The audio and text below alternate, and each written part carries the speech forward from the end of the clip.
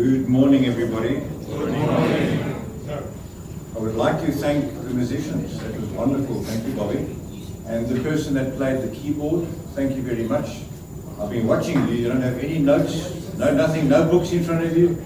You just play out of your memory. That's wonderful talent. Years of experience.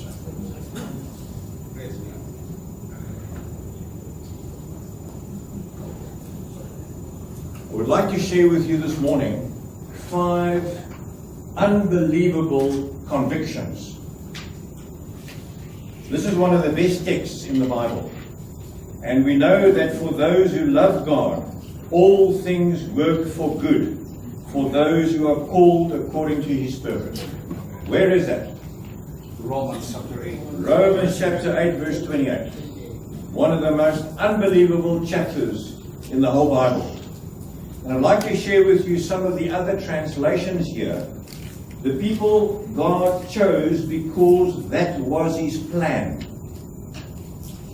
Another translation, God works for good all the time. All things work together for good. That's the King James Version. The Webster Version says, them that love God, called according to His purpose. Those who love God with deliberate purpose He has called. Can you see that definite plan, that deliberateness that God has when He calls you? He calls those who love God.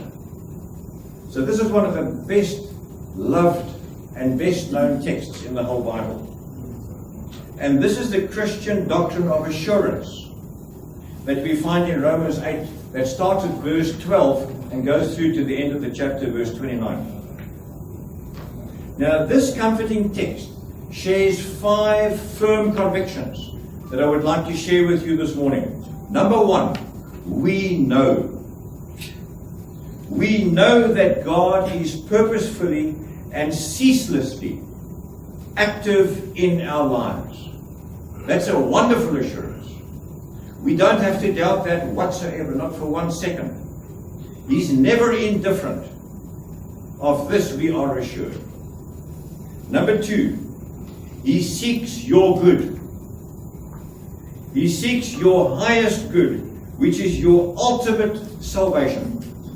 That's what He wants for you. He wants your salvation. That's His purpose in your life.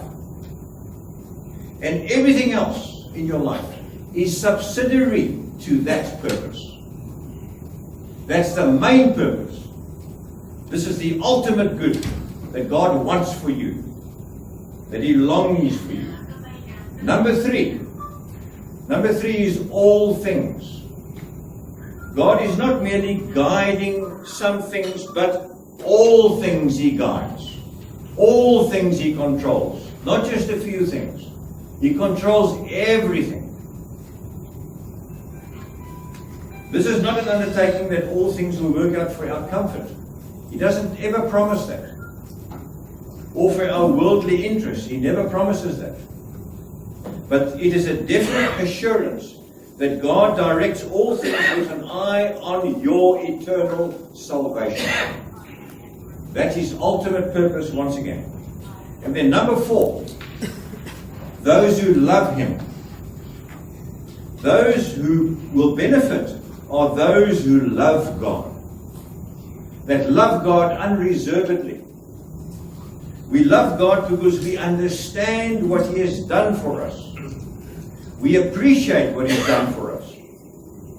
Our love is responsive to His initiating, saving, caring love. We know that chapter so well, the kenosis chapter of Philippians chapter 2, where He left His godliness and emptied Himself of His godliness. That's the kenosis in Greek. The kenosis. He emptied Himself of His godliness and came to this earth and took on the form of a man. So we work daily at an intimate relationship with our Savior Jesus Christ. That should be your main thrust every single morning between 4 and 5 o'clock or 6 o'clock in the morning, is where you really start a relationship with Jesus Christ for the day. And then the last one, number 5, is His purpose for you. You are assured that you are selected according to His purpose, which is your ultimate salvation. You are told that God desires that all people are to be saved, or can be saved, and can have the ability to come to a knowledge of the truth. And that's 1 Timothy 2 verse 4. He selected each one of us here this morning to be born to be saved. You are born to be saved. So whoever believes in Him should not perish, but have everlasting life. John 3:16. So God offers salvation to each one of us here this morning, and all we have to do is accept that every single morning, first thing when we wake up in the morning. I'd like to share an amazing hymn with you called Amazing Grace. It's a wonderful hymn. Amazing grace, how sweet the sound that saved a wretch like me. I once was lost, but now am found.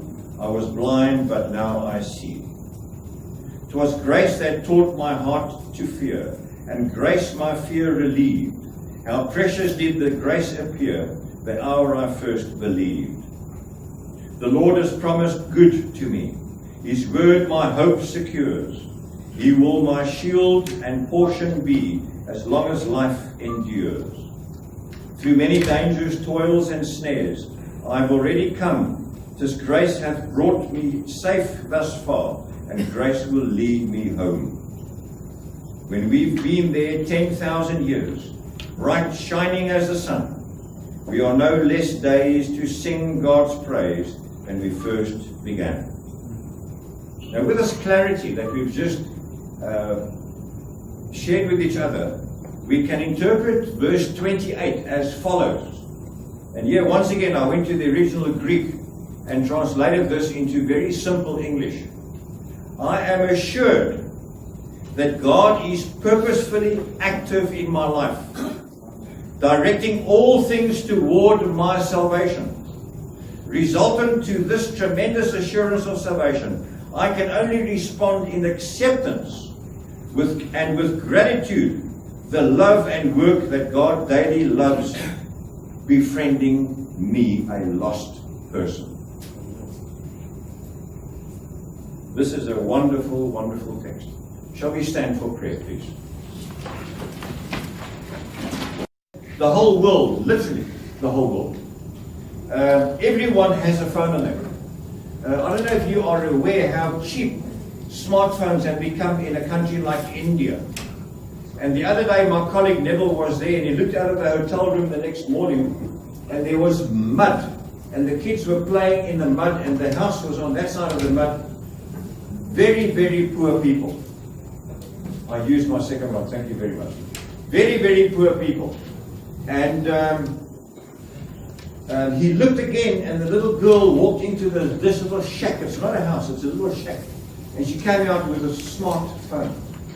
They've become very, very, very cheap. So people, this is the digital age. People have accessibility. They have access to being connected with the whole world. And the wonderful thing with digital evangelism is if you send out a study, that study has legs of its own. If you stand behind a pulpit and you share a sermon with somebody, only the people sitting there will actually receive and hear that sermon and understand what you're saying to them. It will not go past those walls.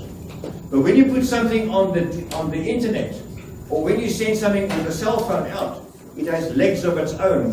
It never stops. It then literally works 24 hours a day, 52 weeks a year, 365 days a year. It never stops. And it can carry on for 10, 20, 30 years. Never, never, never, ever stops. That's the beauty of digital evangelism. And the other beauty of digital evangelism is when people receive something attractive or something that is quality on their phones, they tend to share it with 3, 4, 5, 6, or 10 or 20 other people. So in other words, that gives it more legs and more effectiveness. I shared with you yesterday how we started our first group.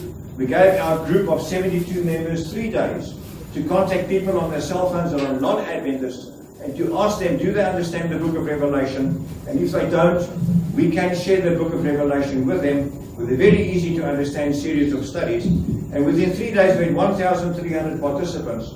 And we later discovered that 57% of those people, which is approximately 800, sent that Bible study onto 4 other people. So we were reaching 3,200 plus the 1,300 originally, around 4,000, 4,300.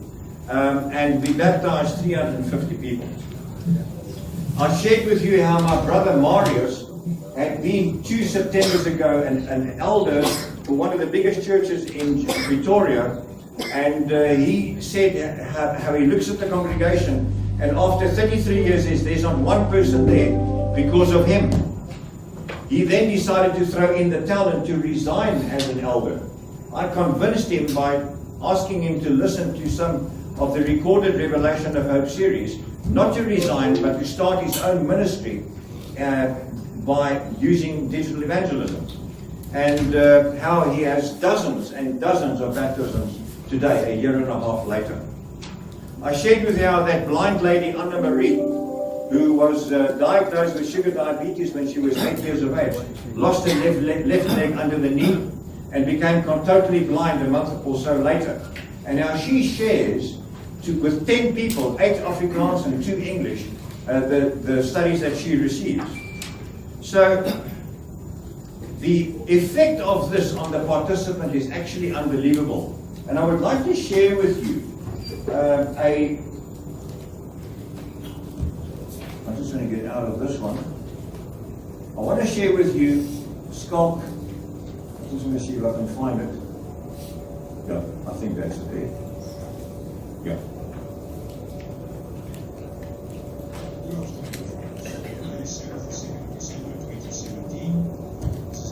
From AWR 360 TMI's Global Cell Phone Ministries Initiative in Pretoria, South Africa. With me is a friend of mine. His name is Skulk Labashkachny. Skulk, welcome. Hello, guys. Skulk, welcome to our discussion this afternoon. I believe you are a non-Adventist. That is correct. I am a non-Adventist. Now, I just want to explain, give you a bit of history of Skulk. Skulk, after he did his matriculation, he finished his high school, he went on to drugs, unfortunately. Non-Adventist. He comes from a non-Adventist family, but his father is very high in the Dutch Reformed Calvinistic Church as an elder in the church. He's not a minister, he's an elder in the church. And they have a church board in the church, local churches, and then they have a church board that controls about 20 churches, and he's on that church board that controls 20 churches. We call that the regional church board of this Calvinistic church. And so he came out of a very good home, but unfortunately he went on to drugs, and he ended up in London. And he was there for about 6 months. And while he was at London, he got involved with the Russian mafia, buying and selling drugs to keep himself alive. And he realized that some of his friends were disappearing. And he realized that his life was in danger as well. And he was getting tired of his lifestyle. He then decided to phone his father in Pretoria and say, "Dad, can you buy me a one-way ticket back home, please? I want to come home. I want to stop with drugs." His father bought him the one-way ticket. And he met a lady who is an Adventist. And I was busy with the Revelation of Hope series, and she was receiving the studies. And she got him to start listening to the studies, and they were just friends. But now subsequently he's become an Adventist. And I interviewed this. He phoned me and said, "I'm Skulk van der Merwe, Skulk Labashkachny, excuse me, that's his name, Skulk Labashkachny. And I received your Revelation of Hope studies. I would like to be baptized." Now, when I started the Revelation of Hope studies, this was my first person that phoned and said, "I want to be baptized." Can you imagine the emotions that went through me when I got that first call from the first person that phones me because of the Revelation of Hope series? And you as pastors understand that. It's an amazing feeling. And I interviewed him. I asked him to come to the church where I was preaching that Sabbath. And I also organized for his parents to come to the same church. And I organized lunch after church. So we started a relationship with his parents that had never ever been in an Adventist church.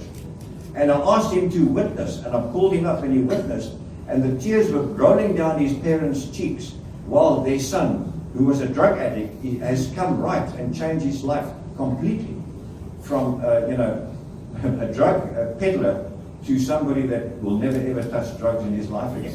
And this is his testimony that same Sabbath afternoon. I believe you are one of the broadcast recipients of the Revelation of Hope series. That is correct.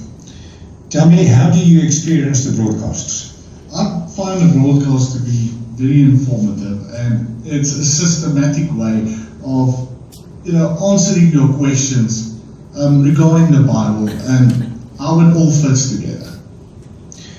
Did you hear that? A systematic way. He is an engineer. He's a civil engineer. So he's got a very logical mind. He builds bridges and roads and buildings and things like that. He's got a very logical mind.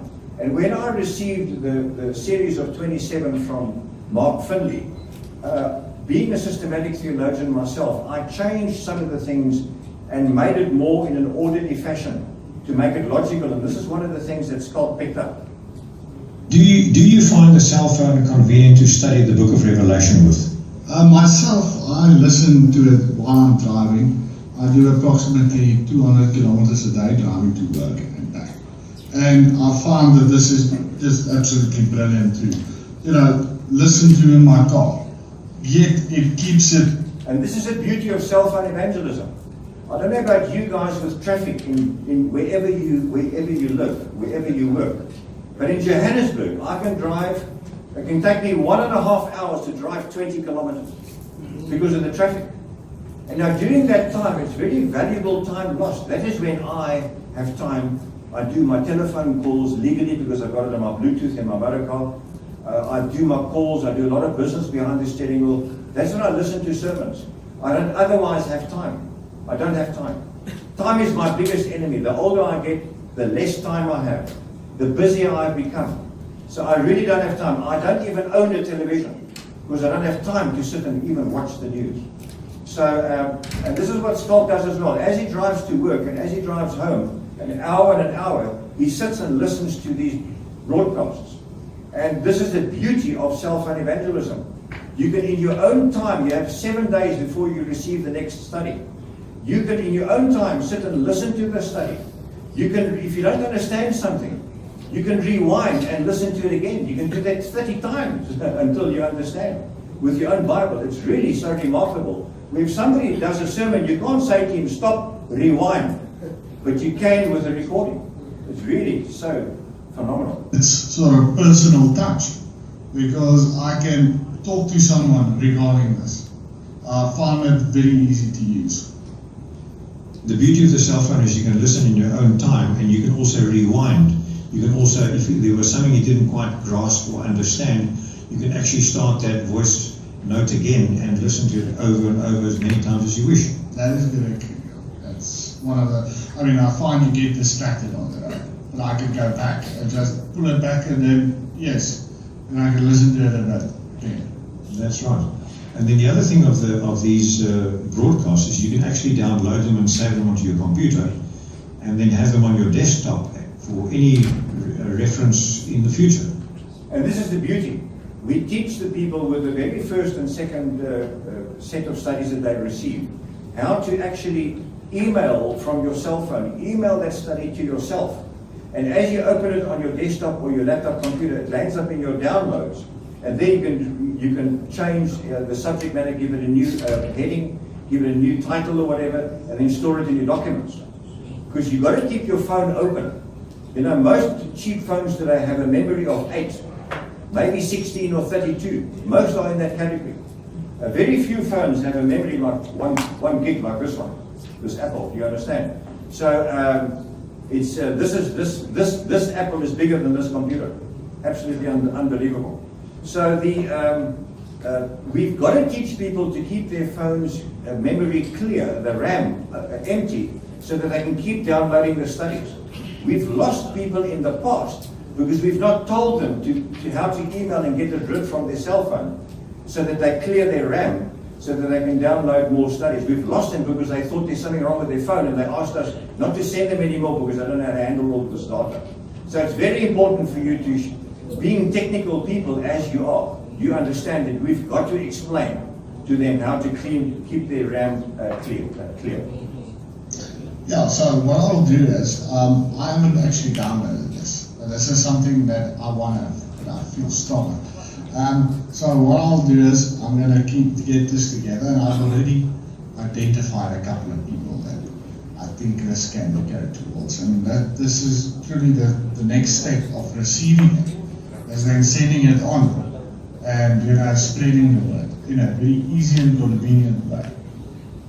Tell me, Skalk, in your opinion, what is the most positive thing of the cell phone regarding these studies on Revelation? There's no boundaries. There's no walls. You can send it on. You can listen to it. You hear that? He can receive it and he can send it on to his friends. Anytime, anywhere. You can stop it and continue on it. And go back to it, fast forward, rewind, whatever you like. And you can share it with anybody at any time. It's just so convenient. Now, have you learned a lot with these broadcasts? I'd like to say that my newfound basis for my belief system is based on these studies. I want you to realize that this is written by Mark Finley. It's a fantastic series of 27. The total series is 27. I added 2 studies. There's 7 reasons why we need to understand the book of Revelation. So that's study number 1. And study number 29 are based on the 11 baptismal vows. Who are the Adventists? So we've now got a series of 29, which is very, very thorough. And if somebody listens to the Revelation of Hope study intently, he has got the opportunity to become an Adventist. Because everything is there. Literally everything is there. I've been doing a lot of other studies, but I found that this one gives me the structure. You hear that? He's done a lot of studies, but the Revelation of Hope was the one that he enjoyed the most. He found it the most logical, the most systematically ordered studies, and helped him to become an Adventist. To actually put it into a cohesive system that I can understand. Oh, that's wonderful, Scott. Thank you very much. I believe you've decided to be baptized. That is correct. And I'm pleased to say that I'm looking forward to my life being fulfilled. Okay, so that gives you just an idea of some of the perspectives from a participant's point of view, what he thinks receiving the revelation of hope. I think they receive it differently and react differently than what you and I as an Adventist will listen to it. They listen with a totally different ear. So it's amazing what effect this has on people. As we've already mentioned, each one of us is commissioned. We are franchised with the truth. And we are franchised and encouraged by God to share this. We are ambassadors. Paul says we are walking epistles. We are letters, walking sermons. So you and I are called, and that's why we are an Adventist. We believe in the third angel's message of Revelation 14. So it doesn't matter if you are an elder or a pastor or an administrator or an officer in the division or conference or union or just an ordinary church member, or even if you just vacuum clean the carpets. Every single one of us has the same calling. We have the same calling. And this is our answer to be able to reach out in a very, very effective way. Now, if we look at the organigram again, I just want to go back to that organigram. So we just close that and go back to the organigram. There we are. There we are. Right, here we will be able to study. Excuse me. Thank you. Right, first of all, when we go to a church, or as you know, we are planning to come back to this division many, many times, and in each conference or in each union, get a team together that will go from church to church and organize an evangelistic digital evangelism team. They will then choose a team leader. Now, the prayer group leader is very, very important. If you want to evangelize, you've got to get your life ready with God. You cannot evangelize if you don't have a relationship with Jesus Christ. Once you have a relationship with Jesus Christ, then you spontaneously develop a quest for souls. If you have no relationship with Jesus Christ, then souls mean nothing to anybody. So it's very important that the group prays together. Now, as I shared yesterday morning, when we started that group 6 years more or less ago in northern Namibia, every morning at 5 o'clock we prayed together for three things. Lord, send us people. Lord, show us the way. And we made ourselves available. Those were the three things that we prayed for every single morning as a group. And that group leader, what he will then do is he will then take, for instance, the book Evangelism, and he will go and find a paragraph which is applicable. Remember, this is an evangelism team. And he will then go and find a paragraph applicable for evangelism, and he might decide to share that tomorrow morning and put it on the group, and the group will then type in their reactions, amen, and praise the Lord, or react, and maybe a little prayer, etc., etc. What works very well is that the team group leader sends that paragraph to 2 people on the team a day beforehand. So he prepares them to start writing out the prayer in the meantime. So when tomorrow morning at 5 o'clock he places the prayer, he places the paragraph, they will then respond and place their 2 prayers. Then it doesn't mean that everybody on the WhatsApp group needs to wake up at 5 o'clock. If somebody comes in, let's say at 5:30 or 6 o'clock or 9 o'clock of that morning, and they start reading that, they're also busy participating. It's not necessary for everybody to wake up at 5 o'clock to participate. Most of us wake up every morning at 5 o'clock and we participate on the group prayer from Namibia. I didn't do that this morning because 5 o'clock here and 5 o'clock there is 2 different times. So when I'm away, I don't do that, but otherwise when I'm in Africa, I participate in that group. Now this is an open WhatsApp group because you want people to respond. And this group is never it's not a social group. The purpose of this open WhatsApp group, and you've got to be very strict, that leader's going to be very, very strict, is only for evangelism, nothing else. You can't say, my cat is sick, what must I do? Or I'm not feeling well today, pray for me, or here's a text, or place a poem. None of that is allowed on that group. That group is solely and only for evangelism. Nothing else is allowed in that group.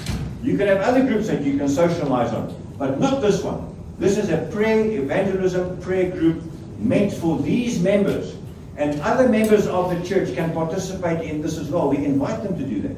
Eventually we have the whole congregation involved, because it's not just a team thing, it's actually a congregation thing, but the team manages the evangelism thrust. So the prayer group leader can also use other steps to Christ, a desire of ages, etc., etc. Now, if you look at Psalms 5 verse 3, my voice you shall hear in the morning, O Jehovah. In the morning I will direct my prayer to you and I will look up. David did his private devotions in the morning. Now, I'm a morning person. I woke up this morning at 2 o'clock and I started working. I had a lot of things to do with the business in Johannesburg, etc., etc., and I was busy with my secretary. 2 o'clock, yes, 8 o'clock in the evening in Johannesburg, so I was busy with her till about 10 o'clock, and then she went to bed, and then I started with my private devotions, etc., etc. At 7 o'clock at night, 8 o'clock at night, I'm finished. I cannot give my best time to the Lord at night. My best time to the Lord, for the Lord, is when I wake up in the morning, my mind is clear. That's when you should do private devotions. And this is why we suggest that the prayer group is in the morning and not at night. Because people are not fresh at night. Your mind is occupied and you're busy with the day's activities and that. You cannot give God your attention. But in the morning, first thing, after you've brushed your teeth, you give God an hour of your life. That is the best time. And this prayer group takes 5 minutes. Takes 5 minutes. to read the paragraph, participate, and then you're off. It doesn't take a lot of time. So that's a very, very important aspect. Psalms 119 verse 147. I went before the dawning of the morning and cried, I hope in your word. Once again, David did it in the morning. Psalms 57. Wake up, my soul, wake up, harp and lyre. I will awake the dawn. I will praise you, O Jehovah. Among the peoples, I will sing to you among the nations. For your mercy is great to the heavens and your truth to the clouds. Isaiah, the same thing. O Jehovah, Isaiah 33 verse 2. O Jehovah, be gracious to us. We have waited for you. Be their arm in the mornings. Our salvation also in the time of trouble. So all the congregation must eventually participate in this open. This is not a closed broadcast group. This is an open WhatsApp group. So all the congregations will participate. No pictures, no nonsense, no chatting, only spiritual and uplifting, evangelism-based things, etc., etc. And you can also, as the leader, use the Psalms. The Psalms work very well as well. Then the second person is the participants coordinator.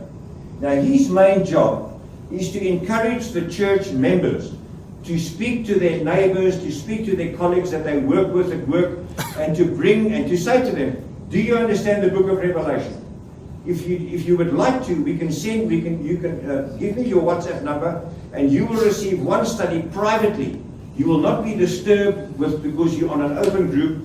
You will receive this privately on a broadcast group, and you can take your own Bible in your own time and participate and learn to understand the book of Revelation.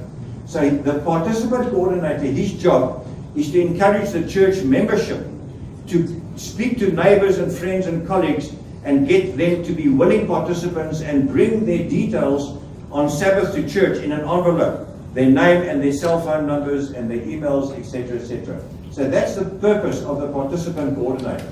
Then the social media marketing person. Well, I'm going to get back to the participant coordinator.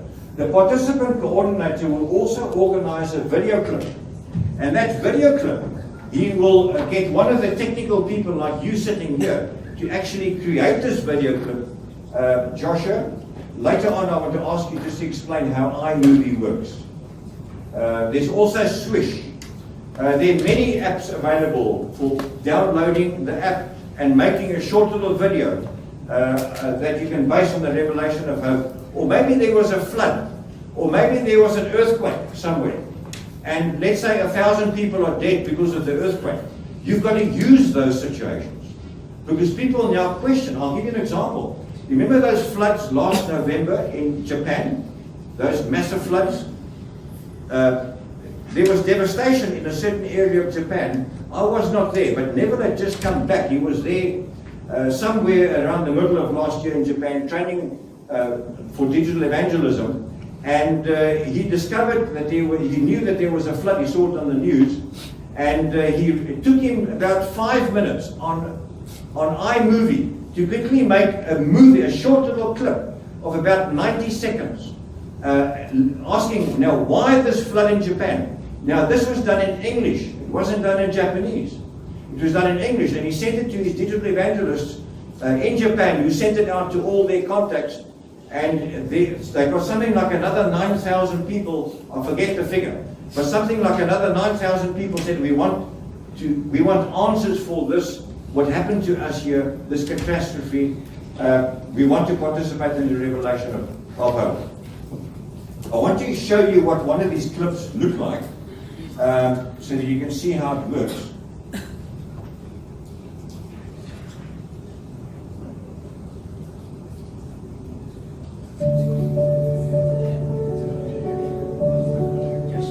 Oh, where's that?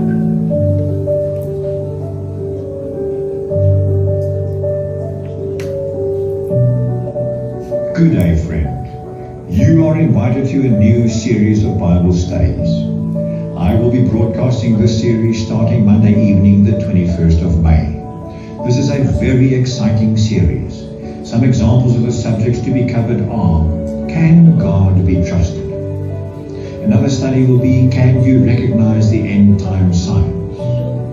Another one, is there hope for this planet in crisis?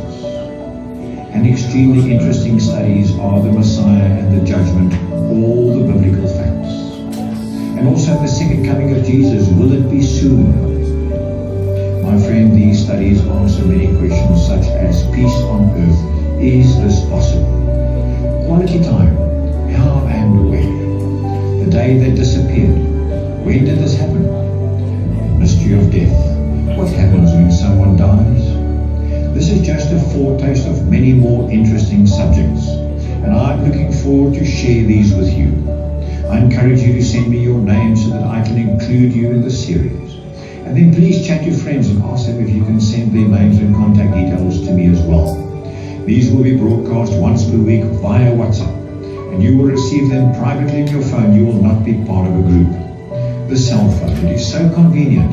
You listen with your Bible in your own time. Please join me. Send your contact details to me right now to the number displayed. Have a great day, my friend. Now, that was 1 minute 48 seconds. It should never be longer than that. The shorter the better. Even 90 seconds would have been better. So keep it short because it's got more impact. But that basically invites people to the Revelation of Hope study. Now, the participant coordinator will organize that is set up and is shared with all the church members. So when the church members receive that on their cell phones, then they are able to actually, they are then able to actually send that to all the people on their contacts. And you can do this in various languages, no problem whatsoever. You can do this in unlimited languages. And with the technical people that are here, that's the sort of person that you use to actually make those videos. And I'm going to ask Joshua, do you all know iMovie? Yes. You all know iMovie? Okay, we don't have to explain it. I don't think it's necessary because of the quality of the person that's here. Right, then the social media marketing person. His job, I just want to go back here, sorry. Never use the same video next week. If you send out that video clip, don't ever use the same music or the same images for the next one next week or 2 weeks later.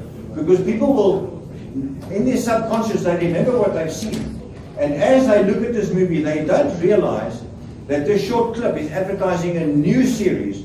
They think it's the same one that they are already participating with. Do you understand? So always change. It must always look fresh and new.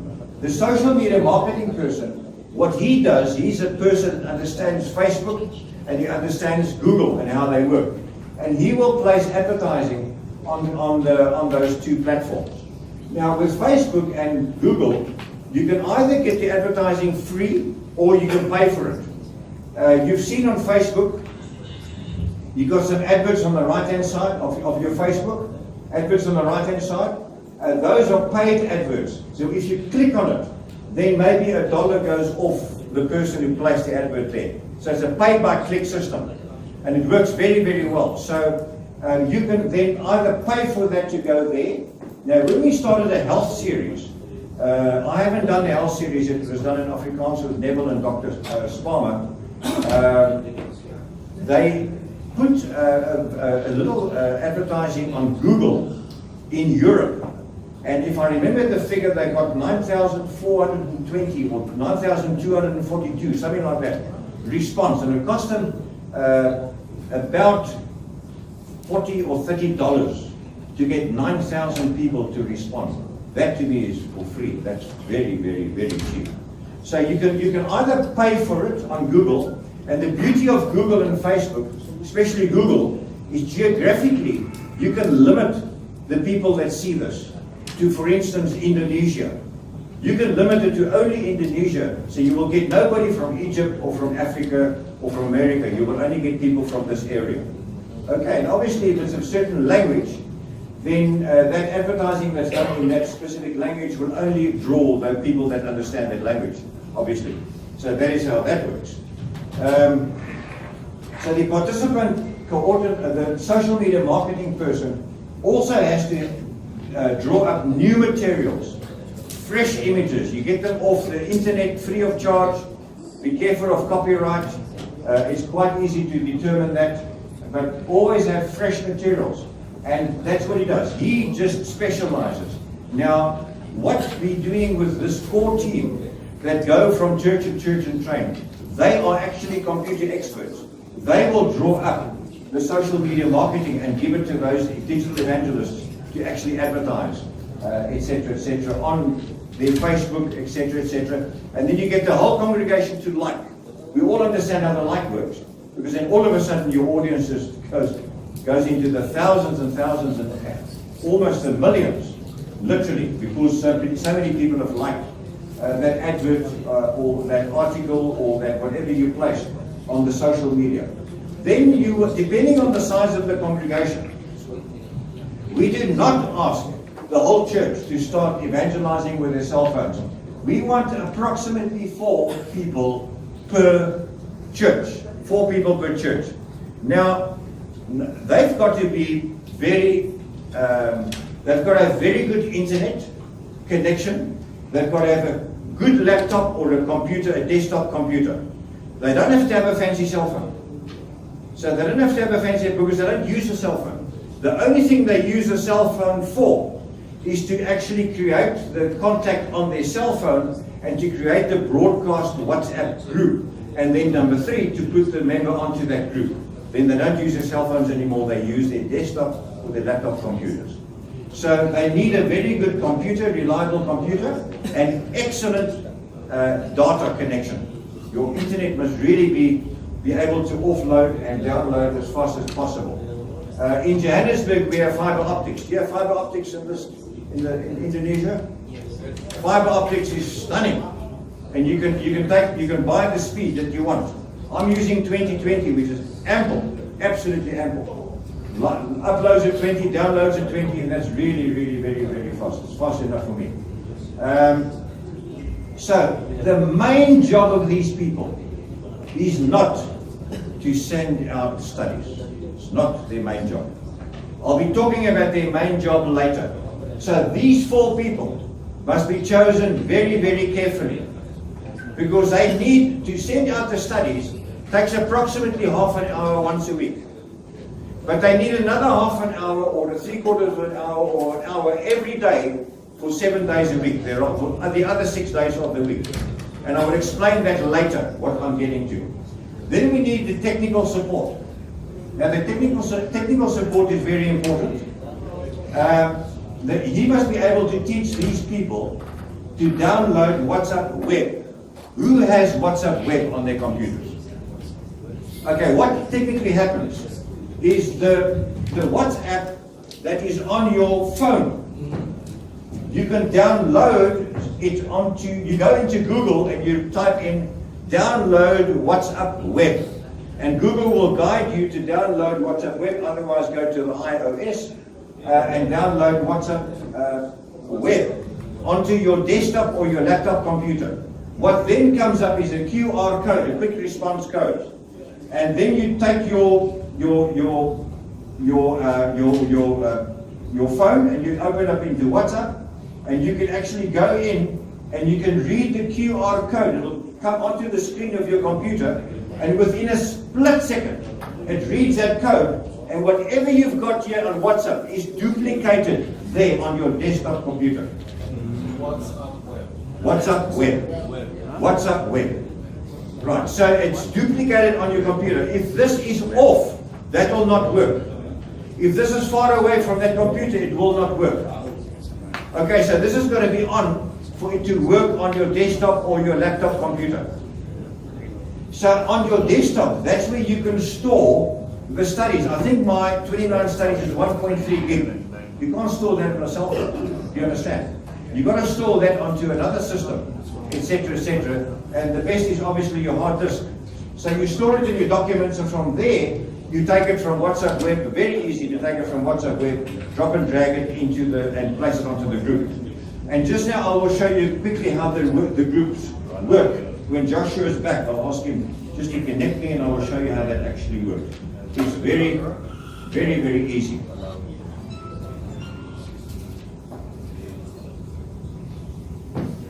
Okay, so the technical support. What do I do next? I already have the QR code. You've got okay, what you then do, have you got an Android? Yeah, there's an Android, you go there, right? It says, no, sorry, I'm not used to Android.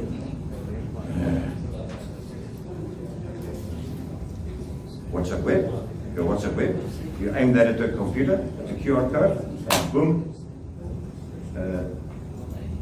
Yeah, press there. Press there. That's it. That's it. That's it. Now your WhatsApp is there. Now it's there. Right, so your phone has to be on so that it works on your laptop. You cannot put your phone off now. Okay. And tomorrow when you log in again, you can just save that and put it at the bottom onto your bar, and you've always got WhatsApp now on your laptop computer. Right, so the technical supporter is the person that helps the digital evangelists who don't understand how WhatsApp web works, they don't understand computers, how to actually load WhatsApp web onto their computers. Okay. Then the other thing that the technical supporter will do is he will train them or show them how to open up the WhatsApp broadcast list, how to create a contact, how to actually create the group, and how to put the participants on the group. It's not difficult, it's just strange in the beginning. It's not difficult whatsoever. So then the rest of these guys here, the digital recorder, as soon as you can get a Mevo for your church, you will take the Mevo and put it in the front, and you can record the divine service, Sabbath school lesson, put it on Facebook or YouTube, etc., etc. You can start a Sabbath school group, a women's group, a men's group, a youth group, etc. At that point, we did not have a database. We've just written a database. What happens is that database is called BibleAnswers.co.za, not .com. That's somebody else. I don't know who it is. But BibleAnswers.co.za. ZA is South Africa. But this is our worldwide, we're just operating from Pretoria. This is our worldwide database. So if the digital evangelists receive a question from one of their participants, they will go into BibleAnswers.co.za, type that question in English, and if the answer does not come out immediately, I receive an email, Neville receives an email, and within 24 hours you will receive the answer, and it will then be stored on the database for the future. We've now got German on there, we've got Russian on there, we've got Spanish on there, we've got Portuguese on there already. So we're going to get some of your languages on there as well, etc., etc. Okay. So that is what the question handler, we used to have a question handler that had to be church board approved to answer the questions. But we don't need them anymore. We now go to BibleAnswers.co.za, and all the questions will be handled from there. Now, I'm a conservative theologian. We have a lot of liberalness in our church. And the reason why we want to control the quality of the answers is so that all the answers given to participants are really Bible-based and conservative theology, conservative Adventist theology. Okay, so we're being very, very careful with that. The participant capturer, when I'm very, very busy, I get 2 or 3 ladies, and I will use their telephone numbers on the advert that goes onto the Facebook or onto Google or in the video clips that the people send out on their cell phones. Their telephone numbers will be on the back, and they receive the request to participate, and they create the name for me in their contact lists, and they just send me 10, 20 contacts at a time. They block them and send them to me at a time, and it saves me about 20 or 30 seconds per contact. I just do 2 clicks and I've saved that person instead of sitting for maybe 30 seconds creating the contact. So sometimes I use a woman, we've got big volumes, like 9,000 people wanting to participate. Then I use other ladies that sit at home during the day, they have nothing to do. And they're reliable people, and they create the contacts for us on their cell phones. So that's what we use that for. So can you see that with this system, we are creating a digital evangelism team per congregation. And in other words, we need a minimum of 9 people. 1, 2, 3, 4, 5, 6, 7, 8, 9. We need a minimum of 9 people in a team. The rest is not necessary. That can develop. And we've never had less than 9 in a church. Doesn't matter what size the church is. You've always got 9 people that are willing to do this. Never had less than that. If you get a response and you've got, let's say, 20, 30 people that want to be on a team, you can create 2 or 3 teams within that congregation. We've got massive congregation in Johannesburg. We've got a massive congregation. I don't know what the membership is. It's about 1,000, 2,000 membership. Now with there, when I went to train that congregation, I think we've got about 5 or 6 teams working in that church, not one team. Okay, and we've divided the congregation up into 5, and each team works with a fifth of the congregation, and they're busy evangelizing. So that's what that you can do under those circumstances. Yes. You told that the digital evangelist only should 4 people. What is the reason? It doesn't have to be 4, it can be 3, it can be 2 if it's a small congregation, it can be 5 or 6. It should never be more than that. Because technically the whole congregation is part of this team. This is a congregation project.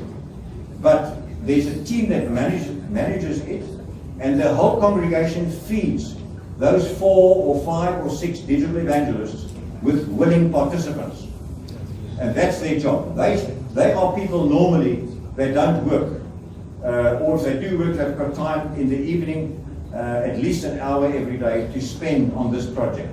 I'm going to explain just now their main job, and I think you will understand them a little bit better. But we don't need 20, 30, 40, 50 teams or people that become digital evangelists per congregation. We need just a few, because it's unlimited. If you send to one group or you send to 10 groups, one group is a 256 membership maximum. 10 groups will be 10 of 256, but some groups might have 100. Some groups might have 50 people. Some groups might have 20 people. Some groups might have 220 people. But your maximum is 256. So if the time that it takes to send a study to one group or 10 groups is half an hour. Doesn't take more time. So the burden on these people, it only becomes bigger the more groups they have, because of what we're going to explain just now. And then at a certain point, depending on that person's personality, and that person's personality, this person might be allowed 5 groups, that person might be able to handle 20 groups because of their personality. I will explain just now what I'm talking about when I refer. Yes, sir. Sir, you're referring to a database. Yes, a database where they can access all the materials that for they can share. questions. For questions. We're also going to put all the materials on there as well. Is the World Church developing something like that we can use in other parts of the world? This is the World Church. We're just operating it from Pretoria. So we can use that also Yes. if we will implement that in our Yes, territory. yes, you can use it. We want one database worldwide in all languages. So we're going to use that. We're building that database. We're working on it every single day. We've got somebody doing that spare time. So he spends an hour or 2 every day on that database. So right now we can access it. Yes, you can go, if you would like to try, Bible Answers, one word, small letters, .co.za. And you can go in there now, if you wish. Right, now the sermon material. These digital evangelists, they will receive the pre-recorded sermons in whatever language is available. You've got the English available, and I have a CD here that I'll be giving to Edward today. Right, this will be going to Edward. This is a CD with all the 29 studies on it in English. So I also have the links that you can download on the links. You will receive the links when you download. I tried to work this morning, but I got too involved in my business in Johannesburg, and I almost finished the one to get it onto that QR code So in a day or two, that will all be on the QR code. Okay. It will all be on the QR code. So the English sermons will be here. I can give it to Edward now. There's an Afrikaans there as well. Afrikaans you obviously won't use, but you'll use the English. Okay. But that's all there. But you'll also have the links to be able to download. So then, once again, as we said yesterday, I would like to encourage as many of you as possible to try and organize these to be translated into different languages. This is very, very important.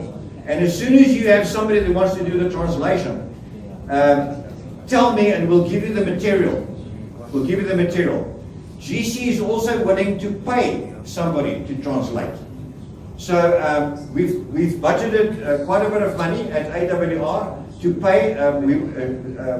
We heard yesterday from the AWR person in this area that our aim is to translate this into 1,000 languages, as our aim is to broadcast in 1,000 languages within a couple of years. Okay, so we are throwing money into this direction. In South Africa, we now have it translated in Swahili, which is the biggest spoken language in Africa. We're now busy translating it into Sesotho, which is one of the big languages, a sub-language in Southern Africa. We have it in Afrikaans, we have it in English, we have it in Portuguese, we have it in German, we have it in Spanish, we have it in Georgian, we have it in Russian at this stage. So hopefully, we've got about 30 languages, 25, 30 languages at the moment. And you should identify maybe 2 or 3 major languages in this area, in Indonesia, and get those translated as soon as possible. Who would handle something like that, Samantha? Who would handle something like that? Who would handle the translations? When we do translations, we usually hire a third party. Yes. Or tap the Philippine Publishing House because they already have the translation. Excellent. Okay, we need to get that organized. Then we need to choose somebody with a good voice, that is possibly a pastor, that has the experience Edward has a good voice. to record. Edward has a good voice. Okay, so I just want to discuss this with you now. You pastors will understand what I'm talking about. In the recordings, Edward, we've got a few callings. There are a few places we've got a soft calling, and then in the middle of the study, and at the end we've got a harder calling, and we've got a very direct calling right at the very end. You understand? So what we've done is we've devised the studies in such a way that the studies are not in one voice group, not one voice note. It will be too long to send. You can't send a study that's an hour long or 45 minutes long. So what we do is we take the study, we work out the words. Let's say the words for the total study is 6,000 words. Then we divide it up into 6 sections of 1,000 words each. So each section might be 8 or 9 minutes long. So every study comprises of 6 voice notes. So when the digital evangelist sends out a study, they send out 1 voice note on study 1 on group 1 voice note on group 2, voice note 1 on group 3. Then they check if voice note 1 is sent on group 1, then they send voice note 2. Voice note 2 on the next group, voice note 2 on the third group, etc. Okay, now what we do, Edward, a mistake that we made in the beginning was to advertise, after we do the call, we advertise next week's study after the call. We now moved that, so we advertise the next study on the beginning of the last voice note. So we end with a call. You don't want to disrupt your call by then saying next week we're going to talk about the state of the dead. You want to end with a call and have a prayer, and that's it. Then the digital evangelists are taught, after they send out the studies, they can then place on the groups, are there any prayer requests, etc., to try and get a response. I'm going to spend some time on that just now and explain that to you.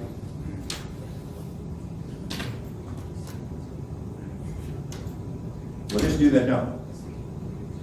I call it high touch. High touch. How do you, Edward, You are married. I heard you talk to your wife the other day. I heard how lovingly you talked to your wife the other day. I want to use you as an example. I won't embarrass you. How did you manage to marry that lady? You courted her. You spent time with her. Now the problem, this is just an illustration.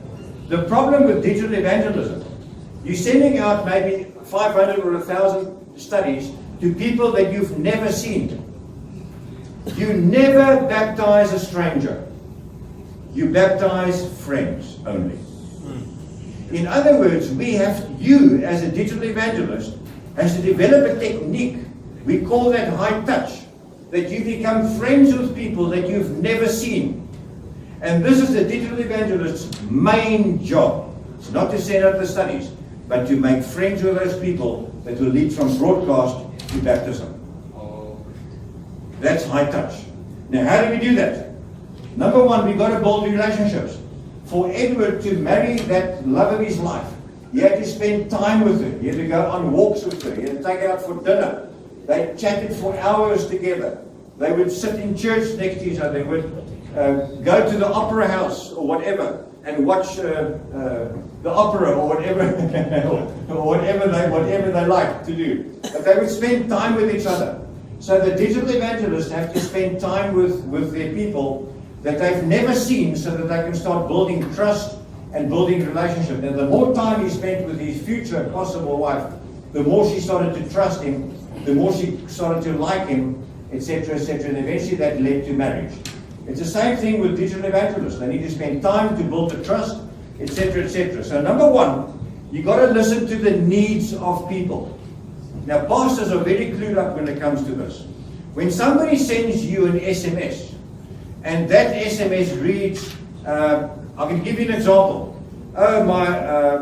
We've just sent out the Sabbath study as an example. So this person now reacts and says, well, you know, my mother has been dead now for 15 years, and she went to a Sunday church, and I know she's in heaven now. I know she's in heaven now. Now, what do you read behind that? The Holy Spirit is working with this person with a Sabbath message. And he's reacting. And he's feeling a bit guilty that his mother has not known about the seventh-day Sabbath and has not been keeping it, but he's assured that she is saved. She's in heaven with God now. So you've got to read behind that, and then you've got to react to that. You understand? This is where you can maybe send and start discussing with that person the state of the dead in a very superficial way, etc., etc. So you've got to listen to people's needs. The second thing is ask for a prayer request. Whenever the studies are sent, we teach the digital evangelists to ask for prayer requests. And you will be amazed how many you receive. Now remember that you're working on a closed broadcast group. So if those people type a prayer request to you, only you see it. Nobody else sees that prayer request. This is not an open WhatsApp group. It's a closed broadcast group. So only you see that prayer request. Now what you then do is take it very, very seriously. As an example, let's say the beginning of September last year, I asked for prayer requests. And the lady responded and said, please pray for my son. Now I didn't know how old his son was. I didn't know what the circumstances were. I didn't know what to pray for. I didn't know what his name was. I knew nothing. So this was a fantastic opportunity for me to start communicating with Jenny and saying to her, Jenny, what is your son's name? How old is he, and what is the circumstances that you want me to pray for? And she communicated with me. My son's name is Anton. He's busy writing his last year high school. He wants to aim for 8 distinctions, and he's very nervous. He's almost not sleeping. It's a month before the exam starts. Please pray for Anton. I answered her and I said, I will pray for Anton. Please tell Anton that Gideon is praying for him for his preparation for his high school exams, his end exams. And what I then did is I made a note 7 days ahead. And out of the blue, a week later, she received a message from me saying, how's it going with Anton's preparation? And she was bowled over when she received that message from me. She said to me, wow, do you really pray for people 5 o'clock in the morning? I was telling her, by remembering her a week later and asking her about Anton's preparation for the exams, I was telling her what? I care for them. I care for them. And that draws people in to you. Now they start talking to you. Now they start opening up. My marriage is falling to pieces, or I'm sick, or I've had every request on the earth, every request that you can imagine I've had. I'm not a doctor, as you know. I know nothing about medicine. But I've received so many requests from people that have this ailment or that sickness. I just go into Google and I look for the answers and I post them the answers. So Professor Google is very good. Dr. Google. So prayer requests really work. It really draws people, and people start communicating with you. And a high-touch interaction starts to develop. Number 3 is when they receive a Bible study and they ask you a question. Now, I immediately say to them, thank you very much for this very good question. Even if it's a bad question, I say thank you very much for this excellent question. I will answer you within 24 hours. Then I type it in at bibleanswers.co.za. If the answer is not there, we receive an email. The answer will be given within 24 hours. The participant will then receive the answer and send it out to the participant. And then the digital evangelist will then react and give the participant maybe 2 days to go through this answer, and then make contact again and say, how did you find the answer to your question? This is an opportunity to communicate and to develop high touch, to develop a relationship. Right, so you then start talking. She might have another question, or he might have another question, and that is how you start communicating. Then there's follow-up. In other words, many times when I send out a study, people will just say thank you. When people say thank you, I do not ignore it. I say thank you very much for appreciating this week's study. I hope you find this very meaningful to your life. If there's any questions, don't hesitate to contact me, Gideon. I react to every single SMS I get. Every single, because I'm looking for opportunities to get to know this stranger that I've never seen in my life. I don't even know where they live. I have no idea where they live. I know what country because of the dialing code, but otherwise I have no idea further. So all comments, I react to everything. So those are the 5 ways that the digital evangelist needs to spend time to interact. Now I have found when I got to about 25 groups, I was spending with high touch approximately between 1 and 2 hours every single day in high touch. So that's where the limit is. That's why I just said, depending on the personality of this digital evangelist versus that one might be able to handle 5 groups. That one maybe 20 groups, because they can handle the pressure, they can handle the high touch. But their main job is high touch. Their main job is not sending out the studies. So you've got to be very careful who you choose. Now, you don't know who is in that team, in that congregation, but that person does. Now, once you've trained the team leader, he will be able to suggest, yes, those 4 guys that want to do this are correct. They're the correct people. They've got the personality. And his major job is to make sure that they high touch, that they really develop a very finely tuned approach to their participants that will lead from broadcast to baptism. That's the main purpose. It's easy to send out studies.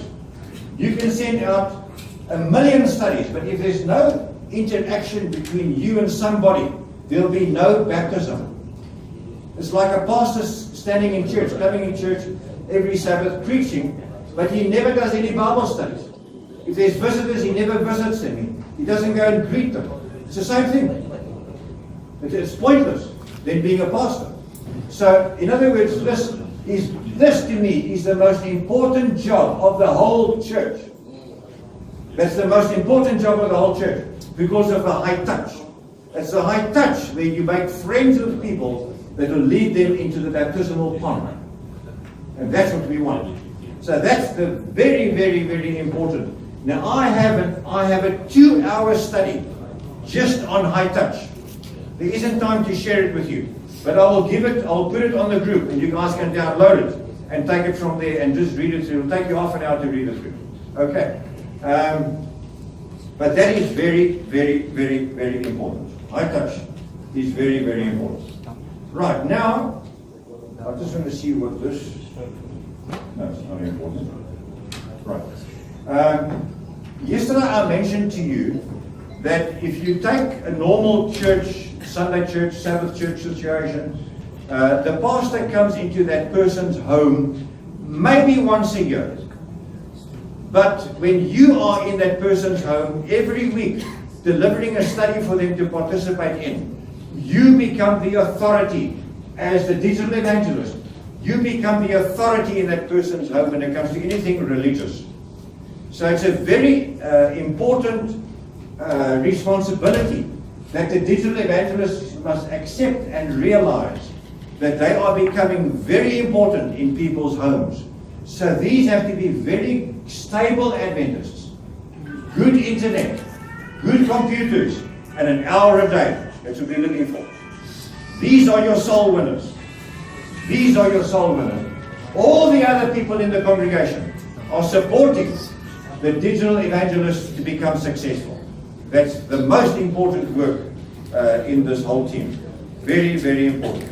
Now, it's pointless me standing here and telling you how to create a contact on your Apple or on your Android. It's pointless me standing here and showing you how to create a WhatsApp web. If one of you have a computer, we can quickly couple it, Joshua, we can quickly couple it and just show you how to create WhatsApp web quickly. Can we do that? With somebody's computer? Bring your computer, anybody? Bring your computer and your cell phone. Joshua, can you connect with us? Please. Have you got WhatsApp web? Can we use your computer?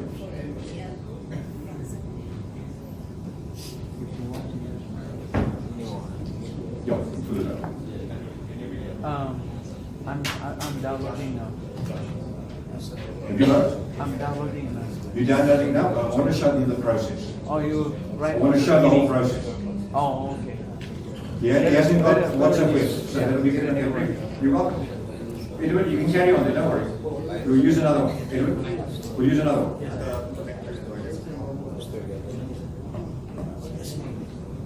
This is good, right? Yep. Yep, that's just one.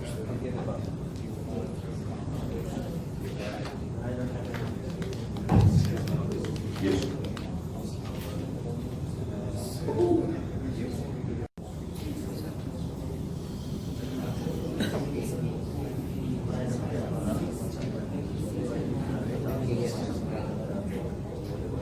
No, only on the laptop, not the phone. Ordinary WhatsApp. You got WhatsApp on your phone? Good. Okay, you got to have WhatsApp on your phone to be able to download WhatsApp on web onto your computer.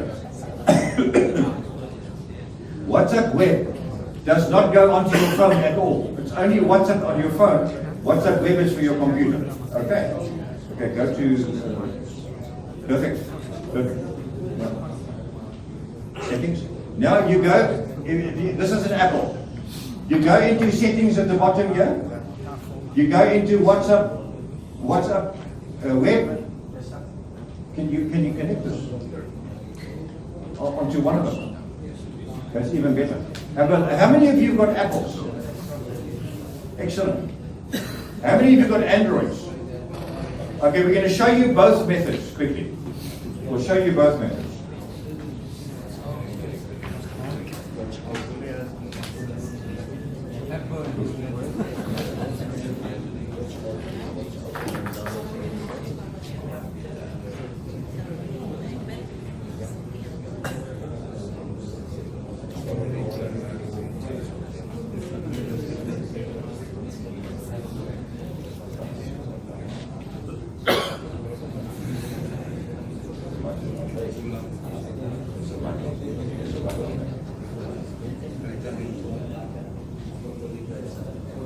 Okay, here we go.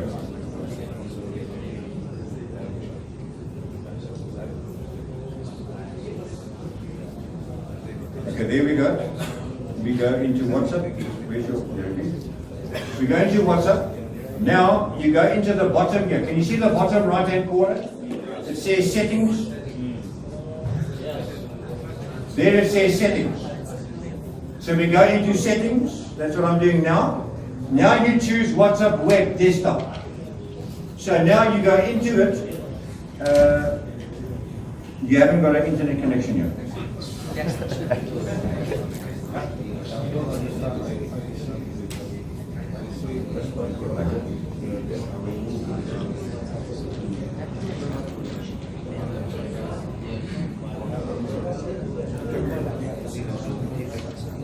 Use this one here. Choose Harris meeting. Not Harris meeting.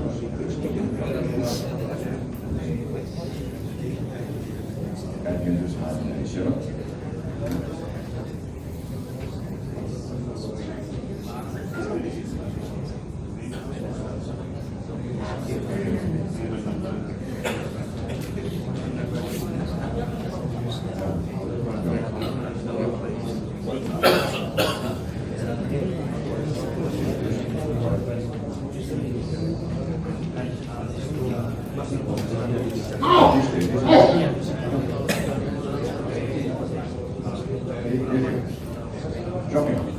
Okay, sorry, his phone isn't working.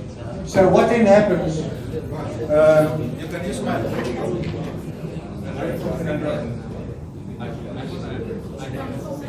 See that? You want to follow me now? Follow those with Android, follow me.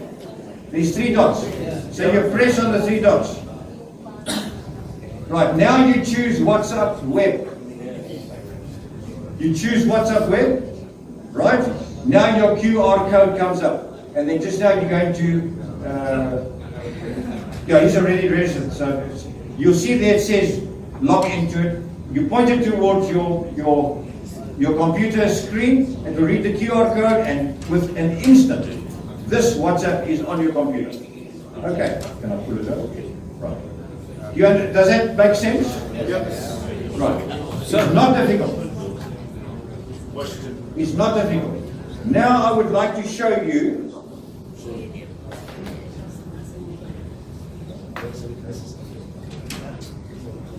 I want to quickly see if I've got internet here.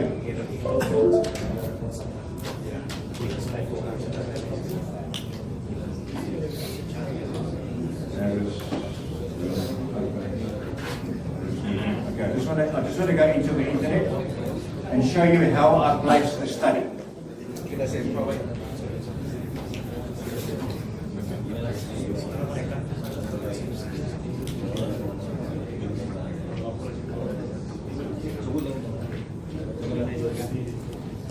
And this group as an example, let me just cancel this preview.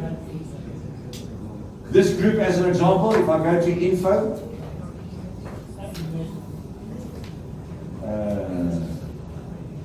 where is that?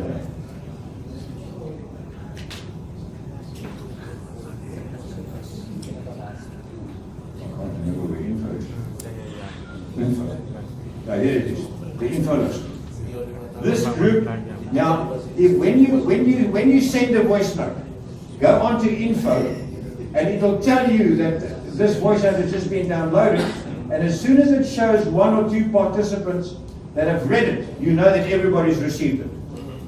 We have discovered that now and again a voice note doesn't send. So every time we send a voice note, we go into info. I want to show you again where that is. We go over there to info, broadcast list info, and then we check. Now that study that we did there, all those recipients have actually opened it and listened to it, etc., etc. So you can see that on this group, I've got 256 participants. So it's a full group, 256 participants, and all of them have actually, you can check that all of these guys have actually participated and seen that, what's the name? And if you want to delete a broadcast list, this is where you do it. That gets rid of the whole group completely. Okay, so that shows you how that works. It's very, very, very simple. But you're going to receive a document that will explain all of that to you. That will be on that QR code.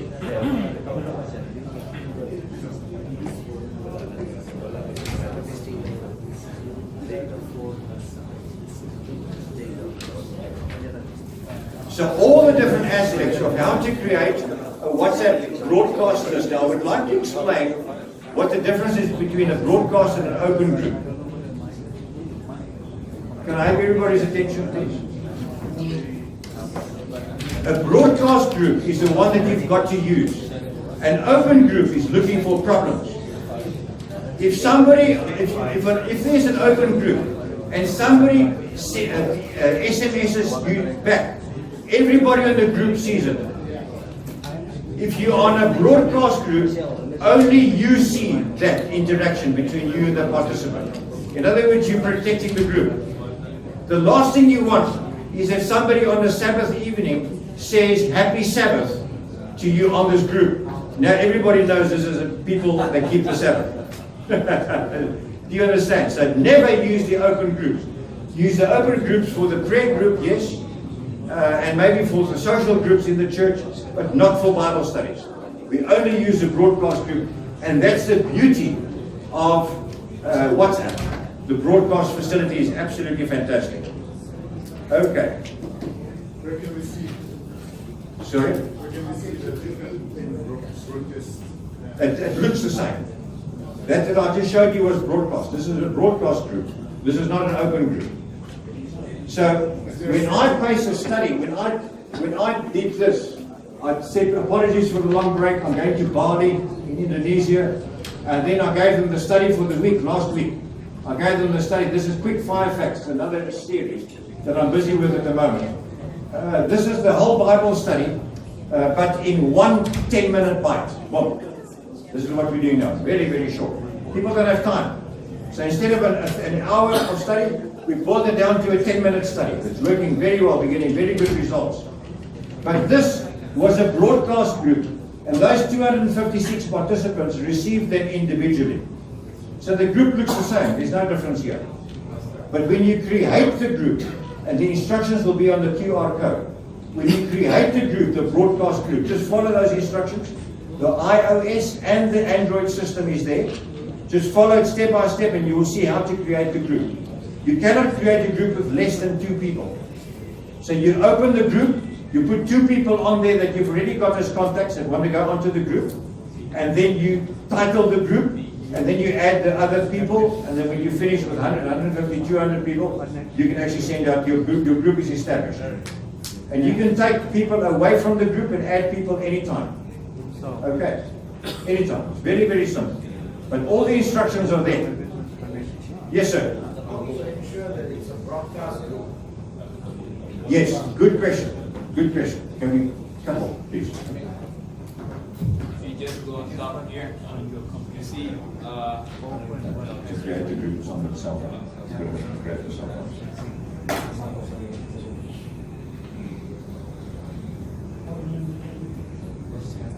Okay, that was a very good question. I'm going to explain what is the difference between creating a broadcast group, where do we go to do that, versus an open group. You go into your WhatsApp.